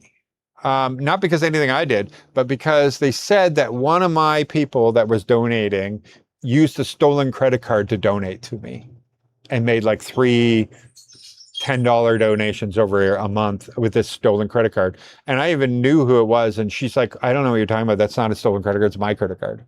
But anyway, they banned me. And they won't even, there's no appeal. There's no nothing. It's Stripe that owns them. And so that was it. And I was like, well, that's dumb. So that's why I don't have it anymore. I didn't do anything wrong. Yeah, you could do it. I just want to be a beggar thing. Like I said, I'm not looking to get people to, yeah. You know what I mean? I'm trying to be, it's great that you guys are already like watching me and everything. And I appreciate that very much. And, yeah. Thank you when you guys give me super chats and everything. I appreciate it very much. Comments. Listen, you want to help out a channel. A lot of people say like, Michael, you have so many more subscribers than Joe Go Wonder. Why does he get like twice as many views as you on every single video? And the answer is comments, right? Even when he had like 2,000 subscribers, he'd have 100 comments on a video in the first hour. And so that is why it does not matter. So if you look at his videos, the only difference is that in this first hour, he has already 100. By hour two, he has 250. And then by 4 hours, he's got 300 comments. Now, only the craziest videos I've ever had have ever gotten anywhere near that level of comments, right? Like it has to be like real shocking, to get that many comments. And so that is the answer. It's called engagement. YouTube loves it.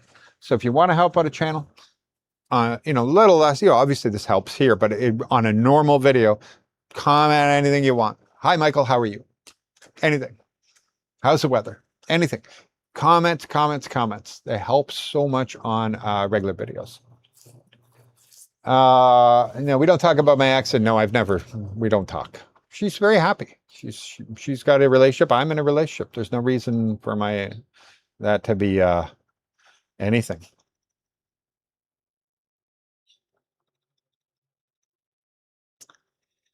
Mike, are you generally at the Beaver every second Sunday? Yeah, I'm always at that. I'm always at our expat meetup. Not every second Sunday. Oh, wait. No, the second Sunday of every month. So like the next one is the 13th or 14th. I just don't I just don't hang out at bars. I don't have enough, you look at how much I put into videos. Facebook has tons of my videos too, like every day I'm uploading. And I got a family. We have a lot of, I have other responsibilities. I'm in the Chamber of Commerce here. And so we meet every month for that. We do other things with the city and the government. I have friends that we visit and stuff. I just don't have a lot of time to just be at the bar to hang out all the time. So the best thing to do is try to come right around then. And I'm not traveling. I'm definitely going to be at the expat meetup. And it just makes things a lot easier. We do try to if we're here on a Wednesday, we'll take a walk down here and we'll go at 5, 6 o'clock to the Beaver on the Wednesdays because it seems to get a lot more people coming in and that it seems to be, a good night day. I don't know. It just works, but it's hard. It's not, when we were running it, we were always here. It made sense, but not so much.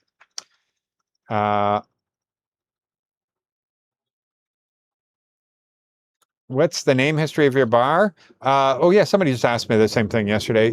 Well, you look at all the pubs in Canada, bars. It's Moose, Beaver, or Goose, right? Or the Canadian Goose.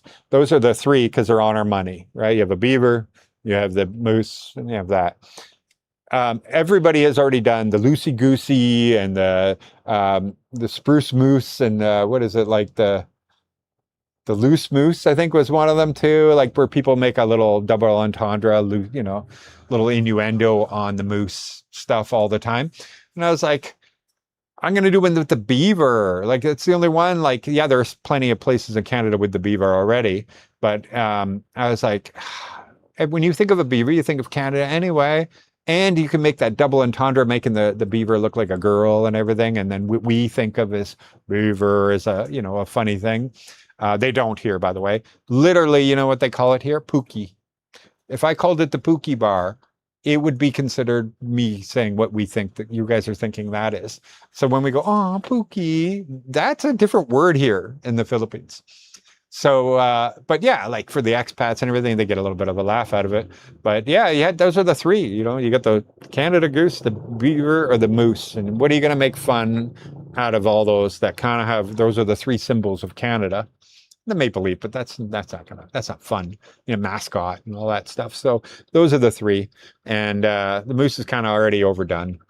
Can't make a sexy moose either. Not as easy to make a sexy beaver. So that's what I did. Okay, good night. Thank you very much. Sorry about that. This is running long. Always runs long. It's okay. I enjoy it. I listen, I love I do my best work when I'm asleep, and I love nights. That's another big problem of myself, that I have to stop doing that. The good AI now with proper workflows is passable to anyone. It is. And it's just access. Like another thing is like the average person will never use most of these AIs. Like the frontier of all frontiers. Even if they had access, they wouldn't know what to do with it anyway. So the average person is using it like Google, right? A little Google Plus. That's all they need. And so, like, for example, some of the workers here, they use the Meta one because it's free. Meta AI. It's in Facebook. And so here you can get a different plan on your phone. It's super cheap or even free to use Facebook. Because Facebook subsidizes it in the Philippines so that they are the place to go. And so if you wanted to buy real data, that's expensive. But if you get Facebook, it's so cheap. And so they get Facebook data. So they can use Instagram, WhatsApp, and Facebook. And so they have their own Meta AI. And it's like the one they put in there, it's like, so they take a picture of Laura and they turn her and they're like, hey, Laura, look, I made you a mermaid. And to them, that's AI. That's what AI is for. But, the sheer number of questions I get that are so simple to find an answer, never mind Google, but AI tells me that not everybody is grasping AI. And, the early days of the hallucinations, like when I say early days, 3 months ago, it's crazy. That's like the early days of AI, like my grandfather used to, it's crazy. 3 months ago, they were so hallucinating that you couldn't believe anything that they gave you. Don't get me wrong. I'm not saying they're 100% on now, but they've corrected that like tremendously now, and I've overcorrected, to be honest, because I have some bots that I built and different things, and they put too many safeties into it now. They're like, we're trying to be like your nanny, and you're like, this is ridiculous. You should be able to do that, and they're like, well, and then they pretend that they're actually doing what you want them to, but they put in like, so if you say you have a trading bot and you're like, I want to put $100 in, I want to go high risk, high reward. It's total risk. I don't care if I lose the money. Let's just have fun with this. I want you to just do this and use this multiple and do that, whatever. And then it will put in all these safeguards without you asking for it or anything. And you told it exactly what you want, but it's trying to be your nanny. It's trying to, and then later on, you're like, I don't get it. Why is this only trading like a penny at a time or 34 cents at a time? I told you I have $100. What are you doing? And it just builds in all these safeguards into everything. So it's actually going the other way. And so instead of hallucinating, it will like not give you an answer until it really, really knows. And that's kind of what's happened. And it's kind of overcorrected. So therefore models got actually worse recently to me in my brain. They've definitely got worse. They're just annoying me. But the average person's not going to use AI the right way or understand it or anything like that. But eventually it'll be just AGI and it won't matter. It'll just be common, be one, even if they're all different companies, different packaging or whatever. But, once the whole of human experience in every which way is they're all going to have it eventually. And so then it's just how do they wrap it? This one's super safe. This one's a little looser. This one's a little more snarky. This one's going to be a little bit more, it's going to be the same output. It's already almost that same output anyway. In 5 to 10 years, AO will replace millions of jobs, especially customer service. No sick days, no complaints, no total zone. It's not even just customer service. It's everything. It's everything. It's the same reason that economics is everything. So when self-driving cars are 100% better at not getting in accidents than humans in every single case, on every type of road, in every single kind of condition, the insurance companies will dictate that it will be only them, because they will say, oh, you want to drive yourself? It's $20,000 a month if you want to drive your own car. If you let the AI drive the car, it's $5 a month. That's it. It's economics. You don't even need a law. It's just economics. And so imagine that in every single aspect. A big legal firm or something. I bet you they don't even have researchers anymore. If they do, they have 1 in 50,000 agents or something. It's just every single thing. Architects, you name it. There'll be like an architect with the idea, but he will now produce 10,000 designs or something. It'll just be incredible. It's definitely going to be a work by choice. It will be a work by choice society eventually, in my opinion. No, they will not. They will not. They will not. They will not let them. No, they decide what's allowed and what's not allowed. So I am on Streamlabs. This is Streamlabs I'm on right now. I know you could put the link, but then it's like this whole thing. And then the reason that Facebook or YouTube does well is that everybody already has a YouTube account, right? So, and once you give one super chat to one person, well, it's easy to give super chats to everybody else. You do a Streamlabs or something now, while they're watching, they got to go to another site, and then they put in their credit card information while they're watching. They're going to do all of this stuff. And so if you're not in the streaming community, not a lot of your viewers are going to be set up on Streamlabs. And so therefore it'd be like a whole process. I'm not here to make anybody's day horrible so I can make $5. And, I appreciate you guys very much. I love your super chats. Appreciate it. But I do not want to make you work for it more than you have to. Hi, Mike. Me and my Filipino, I've been watching you since day one. Oh, crazy to see how much you've grown into your channel and your knowledge here. Come to the north sometime. Oh, where is that? Tuguerio City, Cagayan. Cagayan, what? Not Cagayan de Oro, though, because that'd be south. You said north. Where's that? Where is that? Let's see.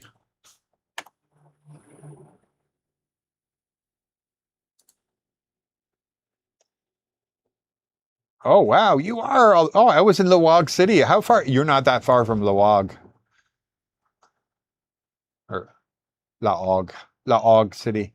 Yeah, if that trip wasn't already so long as it was, I would have done all that more. I got to do that. I got to make a trip out there and do it the right way. I was trying to pin that one comment there for Ralph there, but my click's not working. Anyway, where are we at? So one day, do the north properly. Hello from Los Angeles. Now we can fly into Laog. Laog. Does Canadian Beer Roast karaoke? No, I don't think they do anymore.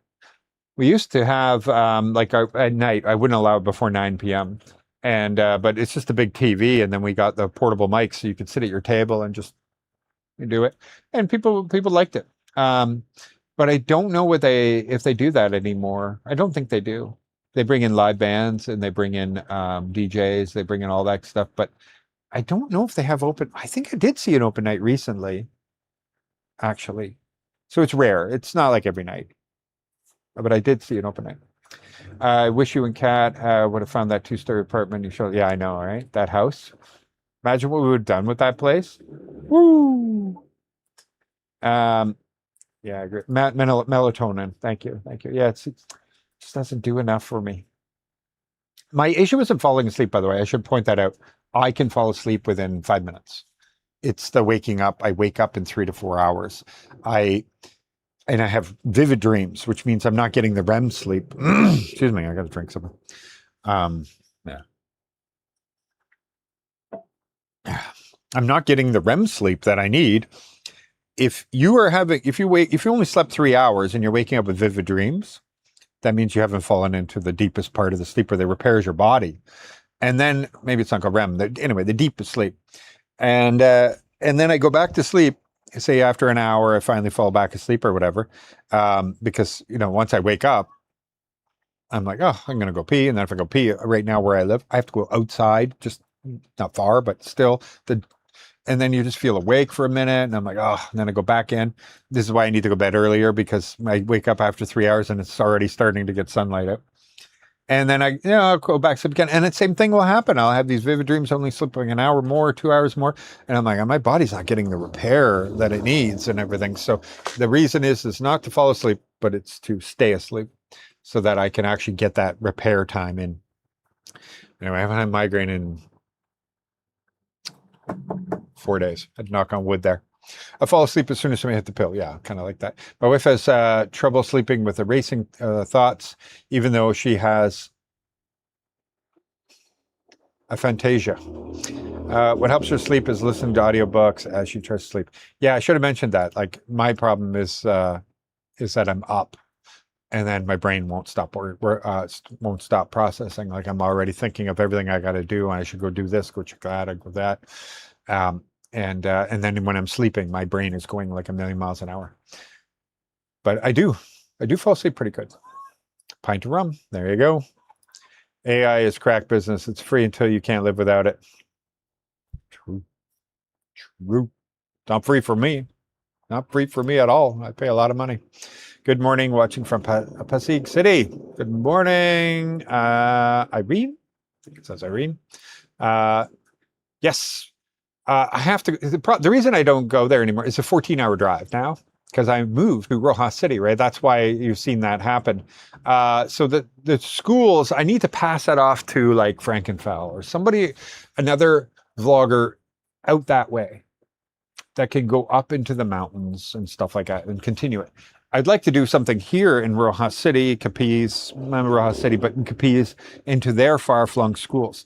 But really, the biggest thing that is going to make me drive all the way down there is not to bring school supplies to a school that is the furthest I could possibly be from my area, being in another province and then at the far edge of that province, is that the cleft palates for the kids. I am going to go back there, and I got to find out what's going on, because it's not like the fundraising is only dependent on me. There's other people involved it's a real charity. It's a charity. So they before me, they were raising money. Find out I know the goal was $60,000 for 100 children to get the surgery.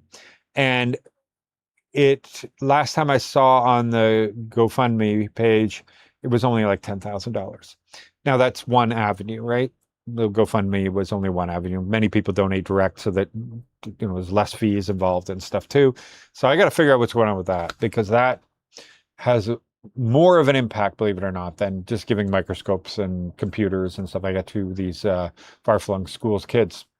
100% needed, but like, we're changing a life here with the surgeries for these children, and they will never go see a school to ever learn, to ever need these things, because their parents will keep them at home because of how they look, or use them as beggars and stuff like that. So that one is far, far, far, far more important to me. So that is my one thing that I will do the 14-hour drive for. We'll figure it out. Would you visit Naga City, Bicol? My parents want to sell their home there. To get back. Yeah, right now I don't have any plans to go to Bicol. Right now we just got to get Catherine better, and then we have to get ourselves back to Sipalai, just like this guy said. So we will go to Bicol. Just keep an eye. We give people enough notice when we're going to go off and do something. That at least you get some time to say, okay, you're going to my area. Go this way. It's a half hour out of your way, an hour out of your way. Good morning, Mike. I'm glad Catherine's feeling better. I'll be in Negros in October, starting out the new year on Boots on the Ground. I'm going to have to go check out that offer in Sipalai. We will be there also. giving it serious thought. We're going to stay 3 nights and feel it out, try it out. Never say never. I love Rojas City, but never say never. So that was our plan. We were supposed to be there last week. Didn't happen. Look at this. I got a Maple Leaf. $10 super chat with no super chat. I guess what do you call it? Super sticker. Wow, look at that. Let's celebrate the 3rd super on a live stream. Oh, look at that. This is my 3rd ever of just a sticker like that. Wow, thank you very much. Canapinos, thank you. Thank you for being a member too, honestly. It's really awesome of you. That's why you got the purple star on there. Very appreciative. You guys excuse me for 1 minute. I gotta go use a little voice. I'll be right back. And I'll move this up so you guys can look at the beach. I'll be right back.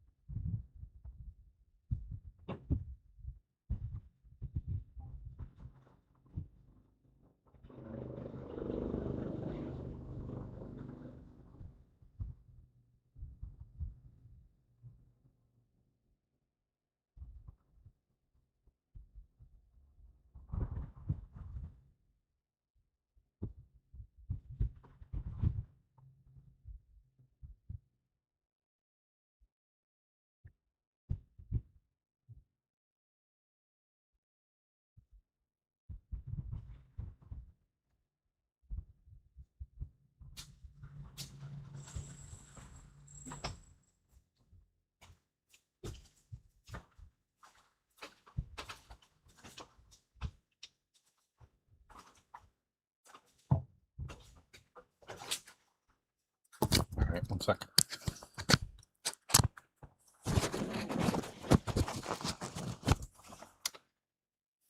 Once again, thank you for the super chat. That's awesome. Thank you. Thank you. Thank you. Thank you. And where are we? Make sure everything's working. In the middle? Nope. Over here. There we go. The vertical one, man. If you're not watching on the vertical and you want to watch the horizontal, it's available in both. Just go back to my channel. You'll see it in the live streams. There is another. Only 85 likes. Are you kidding me? 211 watching. And really, it's been, it's not even that. Like 211 is simultaneously watching. Not since the beginning. There's been 2,176 of you watching. And only that many likes. That's really sad. But I did just take off for a minute, so people probably went, oh, okay, bye. Totally regular and normal. Okay, I'll let myself up. Hello, Okanagan, BC. I said that totally wrong. What AI you use? I use Terminal. Git Bash usually is my preferred way, but then I also use the browser ones because if I just want to drop an image in spreadsheets, whatever, that kind of thing, I put it there, have it there, and then say, okay, now give me for my coding bots, right? So yeah, but I was like, I still have Anthropic, but I'm ready to drop them. I'm just so mad at them. They are the ones with the biggest restrictions. They are the ones that are trying to be the nanny. They're the smartest, don't get me wrong, but like, I'm just sick of arguing with my own AI. I shouldn't have to argue with you. Just do it. Shut up. Like, I'm not asking for anything illegal. I'm literally, it's my own money. I can do whatever I want with it, sort of thing, that kind of thing. And it's so annoying. And then what I'll do is, like, for example, it'll say something's impossible.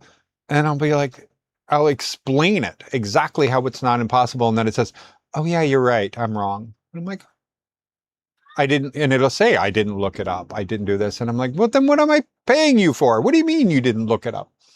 So, but yeah, like complex things, sometimes you have to, this is why AI is not quite there yet, obviously, is that it'll eventually get there. But if you can think for yourself, you'll get there much faster because it won't get the fast way on its own. Anyway, so, but Grokka's new one for coding has been actually pretty good. The memory sucks. It doesn't have that. It reads like it's reading my Claude MDs and stuff like that. Anyway, sorry, I don't want to bore everybody else because it's not really anything to do with anything. Most expats are probably not up in this stuff, but yeah, like the Grokbot stuff, considering it's literally brand new and it has cursor behind it, obviously. Give it another week. There'll be somebody else. I know her GLM is really big right now, but I haven't used that. And for my cheap stuff, I use DeepSeek. Just so you know, my DeepSeek APIs, because it's so cheap.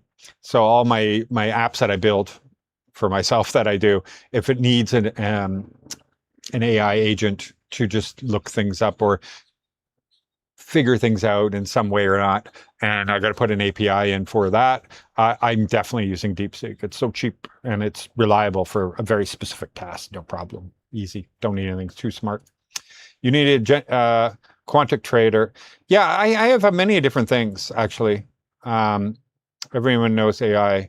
They released the plebs, not as advanced as the one Musk gets. Well, it's not just Musk doesn't need a trading bot, let's be honest. But even Anthropic, like you think they don't, the guys that are internal, they could build some pretty freaking cool stuff. But yeah, they're not very good at it, I know, because they're everything about quantitative trading. You don't know. And it's been around, like you think BlackRock and all them, they've had it since, 20 years now. But it wasn't as powerful as they could have to what they do have today.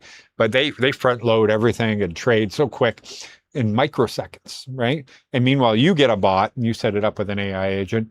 It's going to be checking every 10 seconds, every 20 seconds and updating, and then by the time it moves, it's already lost the big edge. And it's just not like slippage is a big deal.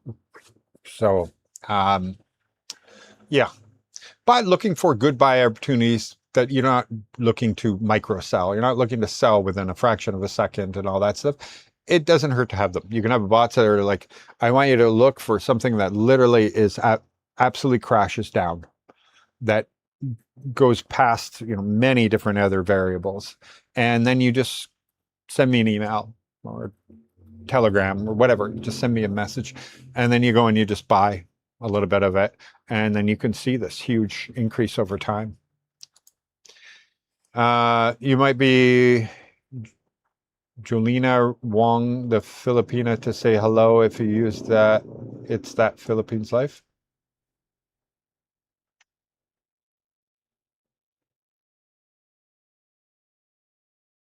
I think that was probably meant to be written out a little bit different, maybe. How about a rolling brownouts? Really? No. Well, it depends where you live. There are some really bad areas. We're not in a bad area.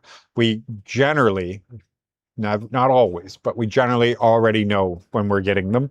They announce it. They say, this is your brown guy. Okay, we're going to be out for these 4 hours, 2 hours, 12 hours for the annual ones when they do the tree trimming and stuff like that.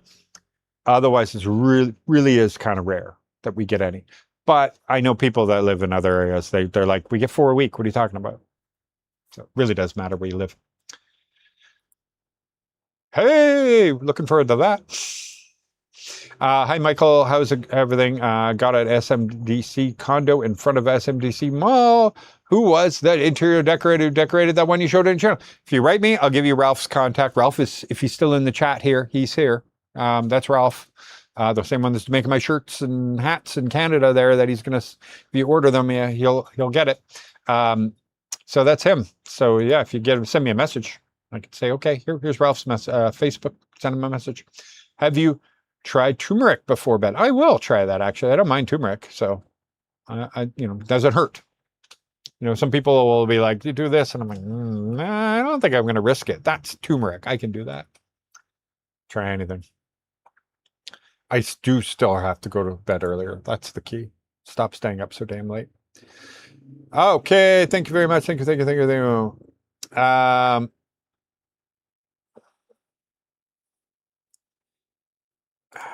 Just getting a little late in this, so I'm trying to look for actual maybe questions.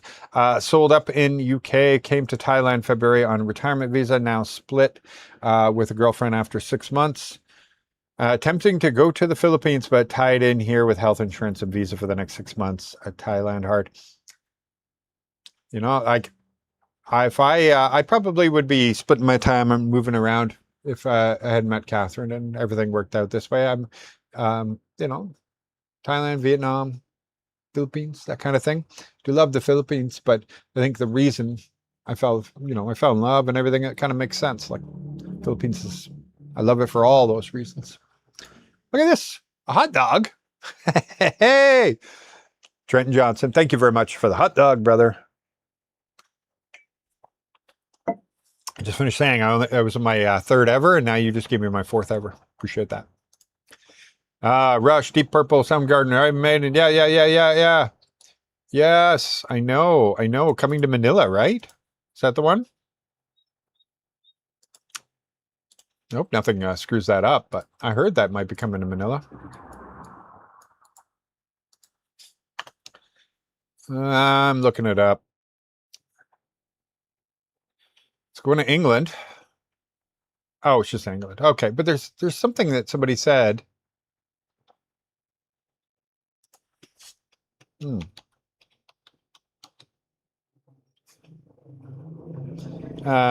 Coming to Manila. That'll be freaking epic, by the way. That's going to be like Woodstock, man. It's going to be huge. Why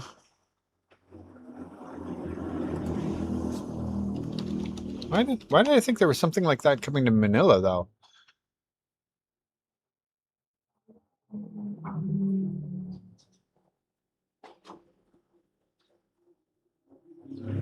Huh. I thought it was somebody in my super chat last week said there's a whole bunch of rock bands coming, like AC/DC and all that stuff coming to Manila, but now I'm looking it up. There's nothing. Oh, that's sad. That's sad. No rock bands for me. Oh, why did I highlight? Sorry, that. I was copy pasting and I didn't realize you guys get to see all that. Can you reiterate your conception of this YouTube channel, please and thank you? This YouTube channel? This channel I started back in right after me and my ex split. I gave her the YouTube channel. That one had 140,000. It was also called That Philippines Life, but she changed the name to her own name. And so I started a new channel and just went out and made videos every single day. It was like 2.5, 3 years ago. It'll be 3 years this December. So I was able to take the name back because she didn't want it anymore. And so I built it back and we're at, I don't even know where we're at now, 124,000, something like that. So there's the history of this channel. But yeah. Yeah, I'm glad. She is doing much better. Thank you. Somebody's here. Thank you very much. Yeah, she's doing good. Thank you. Are you staying in Philippines for life? As of right now, this is my life. Yeah, I can't think of going anywhere else. We do want to. She wants to go to Japan one day. A lot of Filipinos, that's a big thing. But take Laura to like a Disneyland or something, once. So we're gonna travel, but this is our life now. Yep. Yes, sir. He did. He went to the Canadian Beaver. Do you think age-gap relationship between expat and young Filipina, where the expat can't buy land or a house and lot can't have a family, just makes a Filipino lower in value in 8 to 10 years' time? Well, I think in every relationship, Plus, everybody should gain something from a relationship. That's what I believe. Otherwise, why are you going into it's a partnership, right? A relationship is a partnership. You're saying, okay, just think of your life forward as like your company, and you're going to have a CEO, and you're going to have whatever, your business partner. You and your business partner are going to take on life together and divide the not to just divide the assets, but divide the work that goes into it. And so that's why we do this, right? We procreate and all that's obviously, but it's just easier to go through life with two people. And also you're never, we're built so that we feel lonely and everything. And that goes away when you have somebody in your life. And so in that partnership, you both should be contributing something, and the other person gets something from the other person contributing. That's how I see it. And so in 8 to 10 years, no, I've met people. Sorry, I had to refresh that. I don't know why. Just aired out on me. I like Catherine, for example, like in 10 years for me, like she's age gap, I guess. She's not twice my age, or I'm not twice her age, but still. But in 10 years from now, I'll still only be 60. So like I'm 50 now. I'm doing okay. So I think I'll be okay at 60, and then she'll be 38. So that's not bad. But I do know people that are like, 65, 70, with like 19-year-old, 20-year-olds, and they're in for a world of hurt. I would warn them of that, because until they turn like 25, they're going to be immature in a lot of things. You're going to go crazy. You're going to be pulling your hair out trying to date that. You're like, I want a young girl. Well, here's a price. There's a price they're going to pay. And some of them are happy to pay it. They're like, I don't care. I know. I wanted those youth and beauty looks, and I'll put up with the immaturity, and then, because we're a lot more selfish when we're younger and stuff like that. And so they like Catherine is at a good age. I think 27, 28. That's kind of like the perfect age to me for, like, if you were going to say what's the youngest you would go, sort of thing. And because, like, she's at that age where she's not, like, she doesn't think about going to the bar all the time. She doesn't care. Like, she just doesn't. She cares about the relationship. She cares about the family. She cares about the taking care of the family. And it's not me going on in her head all the time. And even, guys are no different. Guys are actually more selfish until they're like 35, I think, if you ask my opinion. So it's like, I'm not making fun of women here or anything, but yeah, like that takes a while to start thinking of more than just yourself. And so I'm not sure if that helps your question or not, but that's my answer regardless. I'm enjoying your channel. Perhaps sometime you can talk about your experiences with AI. It's very interesting. Yeah, I just don't want to, that's the problem with YouTube and everything. It's like, if I made a whole episode about AI, I would screw myself. And like here, like I've talked to, some of the families here that are very well up on it, that are like CEOs and stuff like that we meet, Chamber of Commerce people. Some know it and some don't. And we thought about it, and we said, there's probably 4 of us in this whole city that really get it. And they were like, well, we should have a meeting. We should all hang out or something like that, just to nerd it out a bit. But mostly because it affects their companies. They employ thousands of people. And so this is going to change dramatically. It may not change the Philippines business as much as an American business right now, right? So American businesses, American, entrepreneurship, everything, you're on the cutting edge. These changes are immediately changing how everything is handled and changed and invented and everything in America. But here in the Philippines, it is going to be like echo. It's going to take a long time to get over here, to be quite honest. Like, it'll affect some of the call center jobs maybe pretty quick, but everything else, like just how the business companies here adopt it and everything, other than international call centers, it's going to be so slow comparative. We're talking light speed to super fast, but the difference is still huge. So we'll see. But anyway, we're talking about hanging out, stuff like that. But anyway, if I made a video, that was my point. If I make a video, YouTube will then deliver a bunch of people that watch AI, but then they're not really into that Philippines life stuff. And so it can kill your channel. You never change your genre. stay in your genre. Live stream, I can dance around. I designed the beaver logo. Yeah, that was me. That was me. Lots of Photoshop there, brother. Hey, brother, have you ever thought about uploading to Elon's platform? So I have, I pay for it and I'm technically monetized.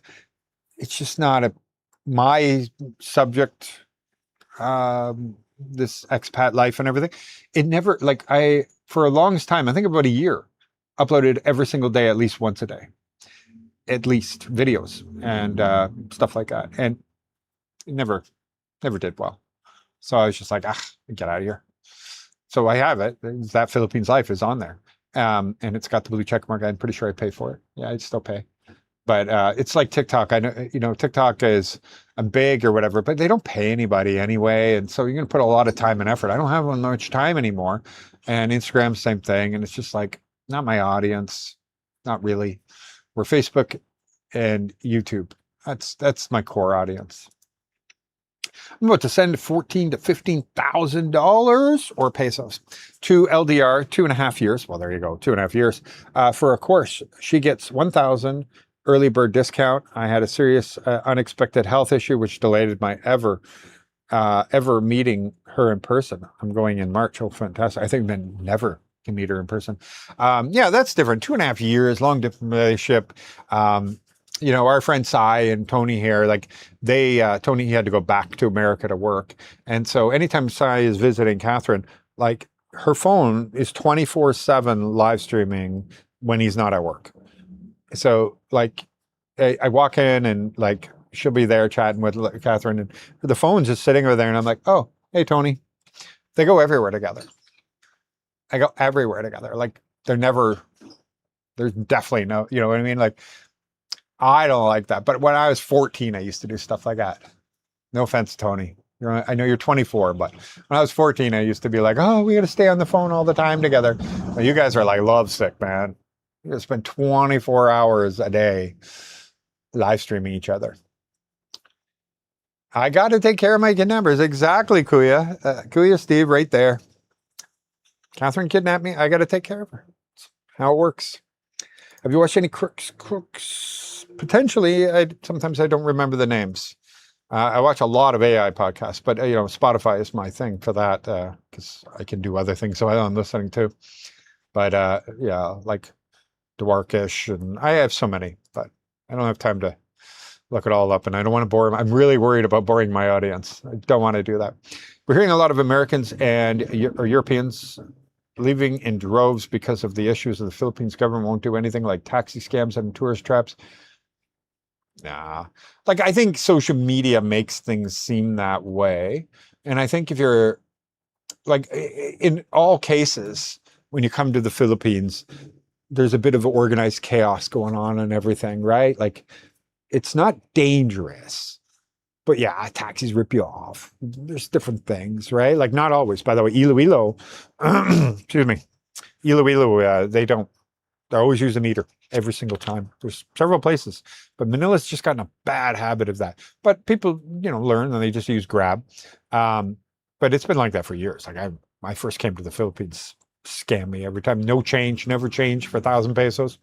You use the meter, but then they say no change. And you're like, what? Where am I going to find change? That kind of thing. It's like an intentional thing. It happens too often to say, oh, that's real. And it's funny because I come to the provinces, everybody always says change here. I do not need to carry a bunch of small bills here. Why? I'm in the provinces. You think people have less money? Nope. I can pay with 1,000 peso bills everywhere here. And no one ever has problems with change.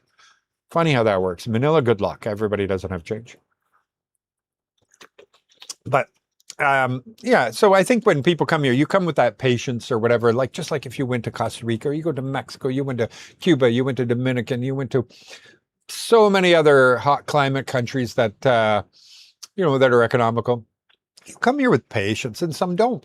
The ones that don't, these things will just make them leave, and they're very vocal about it. And they'll tell everybody and stuff like that. But I think, people just get wiser. So you get scammed a couple times on these little things, and I don't think you don't give up everything just because of that, I don't think. Now, if you got your house broken into every week, yeah, you get the hell out. You get house broken into probably twice. You know, one time you'd be like, oh, that's weird. Twice, I'm out of this place, you know, like that would be it. But it's so rare here, so I don't think so. And the tourist trap stuff, it's like, wow, yeah, but if you go anywhere, anybody's tourist trap is going to have, you know, like a lot of them, man. Like especially countries where the cost of living and the amount of money people get paid is low, and you go to a tourist place, there's going to be people hustling. You know, they're all going to try to find a way to make more money, and because it's like, you know, it's hunting grounds for that. So no different if you went to Cancun or you went to the Mayan Riviera and you're going to all these other places. There's somebody there trying to hustle and make more money. I think so. I don't think they're running away though. Thank you. Happy to meet you. Thank you. Thank you. Thank you. Even a simple task of new membership over YouTube is like a contract. Yeah, of course. True. True. Can you buy foreclosed property for a deal? They're okay deals. Yeah. Yeah. All the banks have them. Just go to the bank. Go to RSBC, whatever it's called. Go to BPI, go to BDO, ask them for, like, they'll go to that branch. Just say, what do you have for foreclosure? And make up a deal with them, sure. It's actually not that uncommon. Hi, Mike, longtime followers from Dubai. Looking forward to meeting you in December. Fantastic. Looking forward to it, too. It looks like a lot of you are going to come in November, December. I love it. I'm 72. My Filipina's 38. There you go. It's working out fantastic. And honestly, I already talked about this. Like, 10, 20 years from now, like they'll probably figure out aging. So, you know, it's, I don't know, I'm not guaranteeing anything. I don't know anything. What do I know? But let's just look at progression of technology and how everything works and science and what they've already figured out and what they're curing now and blindness and everything. There's been, you know, Alzheimer's and all kinds of stuff's going on right now. Regrowing teeth, regrowing things that they never knew they could grow out. And they can grow organs in petri dishes now. There's so many things. Just give it 10 years of massive acceleration due to AI. That age gap may not matter. May not matter that much long. Hi, Mike. I've been following and watching you for a while now. I'm living in Manila for 3 months. I enjoyed your videos. Thank you. They helped me transition here. Thank you very much. Great to hear. Traveler Files. I'm thinking, of course, you probably, with regard to basics on this channel, is simply a more important vlog for the mature viewership that is beyond the party and into the human condition. Yeah. You look like a cross between Harrison Ford and Sean Connery. Handsome and classic. Well, thank you very much. I've actually met Harrison Ford, but never Sean Connery, because my like I said, my history of my family and everything, me and my mother made up in my 20s, and because she was no longer, you know, she was with another husband, and anyway, you know, plus it was in my 20s already, and so we made up, and you know, things or whatever. And then when she retired at 35, I think it was, in 40, because my mother was only 14 when she got pregnant with me, 15 when she had me, right? So we were very close in age, my mother, and so I think maybe she was 40 or 45 when she retired in Costa Rica. And so when they moved to Tamarindo, Costa Rica, and they set up, they first bought a hotel thingy to keep them busy because they got bored in retirement, too young. And then they started a restaurant, and it was called Stella's. And the restaurant was a very high-end steak, beautiful restaurant. Well, lo and behold, Calista Flockhart and Harrison Ford, their house was right there in Tamarindo, right on the beach. And so they would come over every Friday and have steak and dinner or whatever when they weren't filming. That's where they were. And they would be at my parents' restaurant. How cool is that? Thank you. I was looking into Belize, but heard sand fleas are bad there. Yeah, I've been to Belize, but never to other beaches because I drove there. I felt like driving there. It was insane. Never do that. Do Asian beaches have that problem? No, I don't think so. I've never heard of any sand fleas here. I think they're just too wet here because the tide comes all the way up. So maybe not just here. Other people should answer this because I've been to many beaches. I've never seen any. Doesn't mean they don't exist though. That's the only thing I worry about. Hey brother, good to see you. I met I met with my twin brother in Boracay back in January. I met you with my twin. Oh yes, I remember you. Awesome. Glad to see you. Thank you. Niggy Niggy New News. Yes. Guys, if you go to Boracay, you got to go to Niggy Niggy New News. That is where everybody is. So anyway, you're coming in Rojas in January. Fantastic. Come. Make sure you come around the second Sunday. Okay. Please come around second Sunday because then I know I will be in town. Although in January, we still haven't decided what we're going to do for New Year's and yet. Christmas, New Year's. What are we going to do? Where are we going to go? We have to make that decision still. And but generally, like you're not going to want to travel much probably right after that because you'll probably just be coming back from something from New Year's or whatever. Provinces is not where you want to be on New Year's. To be honest. Okay, guys. Okay, my voice is going. You guys are awesome. I want to thank you so much for all jumping in here. Appreciate you guys so much. Oh, here we go. Somebody here says sandflies are a big problem in Chupon area near Nana Beach area. I remember. Huh. And I don't know where any of those places are. Huh. Good to know. But yeah, never have any bugs or anything. Like I said, here it makes sense. The tide comes up twice a day. So it comes all the way up and goes all the way out and soaks everything. And that's why you see the dark sand. And then meanwhile, if I lift it up, it's light sand. It's dark because it's wet, right? So we don't really have anything there. Yeah, Sean, just to be clear, like it's only because I didn't know his camera was on because he turned everything off. So you never know if you're being recorded. And so I was waiting for the camera to turn on. So that was the look on my face. Look on his live stream, I acted normal. But then when he's like, hey, you wanted me to film? And he puts it in he doesn't have a holder or anything. So he holds it in his hand. Nothing works. He has the same camera as me, but he turned it all off and made sure the lights don't flash and the beep doesn't happen and the screen doesn't come on. And so, I get it. Like for him, this way he can put it here and walk around and nobody knows they're being filmed, but it's so dangerous in this country. So dangerous. That was the problem when he had the clip-on camera. Like he's going into big businesses and you got OJTs that are high school students and he's filming them, and he's like putting them on their thumbnails and stuff. And I'm like, damn, man, I thought he got away from all that, but now he's just using one of these cameras doing the same thing. So he's got to be careful because the laws here, like you can't film not even in public. It's not America. You can't film in public and literally be hiding the camera. Like it's one thing to do this and then just you'd be able to defend yourself at least in court saying it was obvious I'm filming, like this. And they come up and they go, hey, behind your camera. And they get into your camera inadvertently. Well, you can probably win that, right? They'd be like, they knew I was filming and it looked obvious I'm vlogging. But if you're palming it or putting it there and turning everything off so that you can't even tell it's recording and the lights even been covered so it doesn't flash or whatever it is, it's too dangerous, man. They will get you here. So that's all I'm going to say. But anyway, that's why I had a weird face. So I thought I was waiting for it to turn on. I was like, and he's talking and I'm like, but your camera hasn't come on yet. And then once I realized, I'm like, okay, guys, good. Thanks for supporting Scotty. I didn't know what to say, but he didn't ask me anything. So, oh, look at that. They had sand fleas at the beach in El Nido. I wonder if it's like a seasonal thing. Because I had none. When we were down there were none anywhere. So maybe it's much like, how we get the flies here. Once a year, you get that change of the two weathers, I think it is. And you notice it more when you have a restaurant, obviously.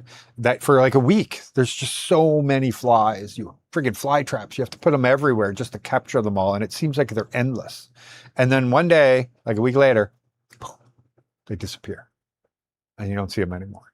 So anyway, guys, thank you so much. You're all so awesome. Appreciate all the support. Thank you very much for all those who joined and the ones that give super chats and like all the other really crazy stuff that you guys do for me. I appreciate it so much. And I'm going to try, like I said, we're going to try to get Cy, Catherine, and Irene. So the three ladies, hopefully next week, maybe next week, maybe. They're all going to the movies tomorrow night. Yeah, tomorrow night. They want to go see that new horror movie together. They're doing a girls thing. And so I'm going to hopefully next time we'll get them to be here. All three of them. Live stream. and we'll let them just go crazy, and you guys drive them nuts with questions. Okay, sound good? Because like you can ask me all day long, but I can't take it from from their perspective is the most important thing. So, and thank you. Thanks for all the help. There you go. Everybody jumping in. Yeah, it might be like jellyfish season. It comes and goes. The only thing about jellyfish is at least you can tell, right? Like I look on my beach, oh, no dead jellyfish on there. Like when the tide goes out, if you don't see jellyfish on the beach, they're probably not in the water. 99% of the time they're not. 99.9% of the time they're not in the water. And if you do see them, they're in the water. So I just stay away from the beach that day. Look at this, Brian. What a way to send me off. Thank you very much. $2 super chat. Take off, eh? I'm going to take off. I'm going to take off, brother. Oh, sorry. One more question, I guess, on this. So me and my Filipina, it started like we talked 2 months and nothing about money. And then she got sick and sent me a picture of her in the hospital. And I sent her like $100 and she was very grateful. See, and that's Catherine. It is the exact same thing. I had the same situation. No, we didn't talk that long. We weren't even dating. But she would send me pictures of her in the hospital and be like, in all this. And so okay. And I'd go to the 7-Eleven because I didn't have Gcash. And I'd send her the Gcash. Now I just use my bank account to send Gcash. It was a problem. But anyway, and I sent her money. And I sent her money for that. And then when she was the homeless thing, and it worked out. So it doesn't necessarily mean you're going to lose everything. But $100, she should be grateful. That's a lot, right? For the Philippines. At $8 a day, 10 days. So that's 12 days of pay, right? 12 days of pay you give her on the average, restaurant job, that kind of thing, Look at this. Glenn, thank you very much. Another $2. Appreciate it very much. Yeah. Hopefully everything goes well with you there, Jose, on that. Somebody else brought it up here. Brian also saying, hope you're not getting scammed. I don't think so. $100, that's a lot. But it's not that much, right? And like you said, you sent it to her. It's a little different. But, if somebody sends you a picture in the hospital, you've been chatting for 2 months, what are you going to do? You're not going to not send the money. Like you're not also a heartless ass, or you're just kind of stuck in between that. You still want to do the right thing. You still want to be a man, right? So I get it. All right, guys. Thank you. I'm going to click like on these two there. So they got it. Thank you, guys.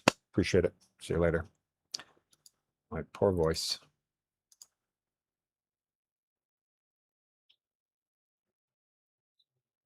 Oh yeah, 14 to 15,000 for the course. Oh yeah, I forgot about that. Why is this showing up later? I go to close it and then I see all these comments. It's not showing up on my other one. Sorry, yes. Yeah, Gcash. For me, they could not confirm me, and I only have ACR card with my driver's license with my address. But they were like, nope. I was like, I don't need you, and I don't need Gcash, to be honest. If you have a bank account, you don't need it anymore. QR codes, I can pay with my bank. My Philippines bank account, I can pay a Gcash, no problem. So I don't need anything else. Made it a bit easier to ask 2 to 3 weeks later. She asked for 36,000 pesos because they need to move to a new place and they had to pay 1 month and 2 month rent. Wow, she's got a high rent. The average Filipino here, if they're renting, they won't rent for more than 5,000 to 7,000 a month max, because they can buy land, right? They can buy houses and stuff like that. They can get mortgages from Paibig and stuff like that. Like they just don't see the value in renting. So that's really, really, really a lot more than I would ever expect. So yeah, ouch, Jose. That's a lot.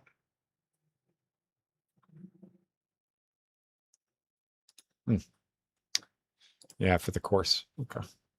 Anyway, I gotta go. My voice. Now, hopefully not a bunch of comments show up at the last second here.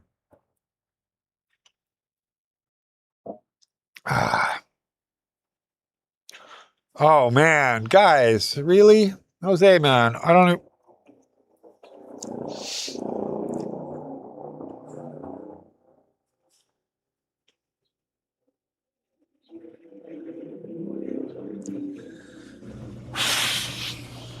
Jose, I don't know, man.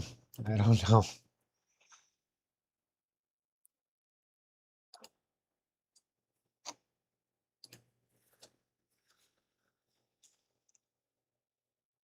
You know what they say? Hope for the best, but plan for the worst. That's what I would say. That's my answer to that. Hope for the best, but make sure you have a plan for the worst, because that's a lot of money. A lot of money going through. And a lot of things that, like I said, don't add up. Like Filipinos don't rent things that are 18 to 20, 30,000, whatever, a month. You know, I think you said first and last, so that would be 18,000 a month. That's a lot for a Filipino to rent a place that needs to borrow. Like if they have a really great job, okay. But like whatever income is should be only 30%, right? Like that's the thing. Like, so say their income is this much a month, it should be, the rent should be no more than 30% of what their income is. So if you're just figuring out, like, does this make sense? They're renting something that expensive. That's all. Like, I get you're making better money. I get that. But we're just looking out for you. That's all. That's all. Everybody's just looking out for you, buddy. They don't know.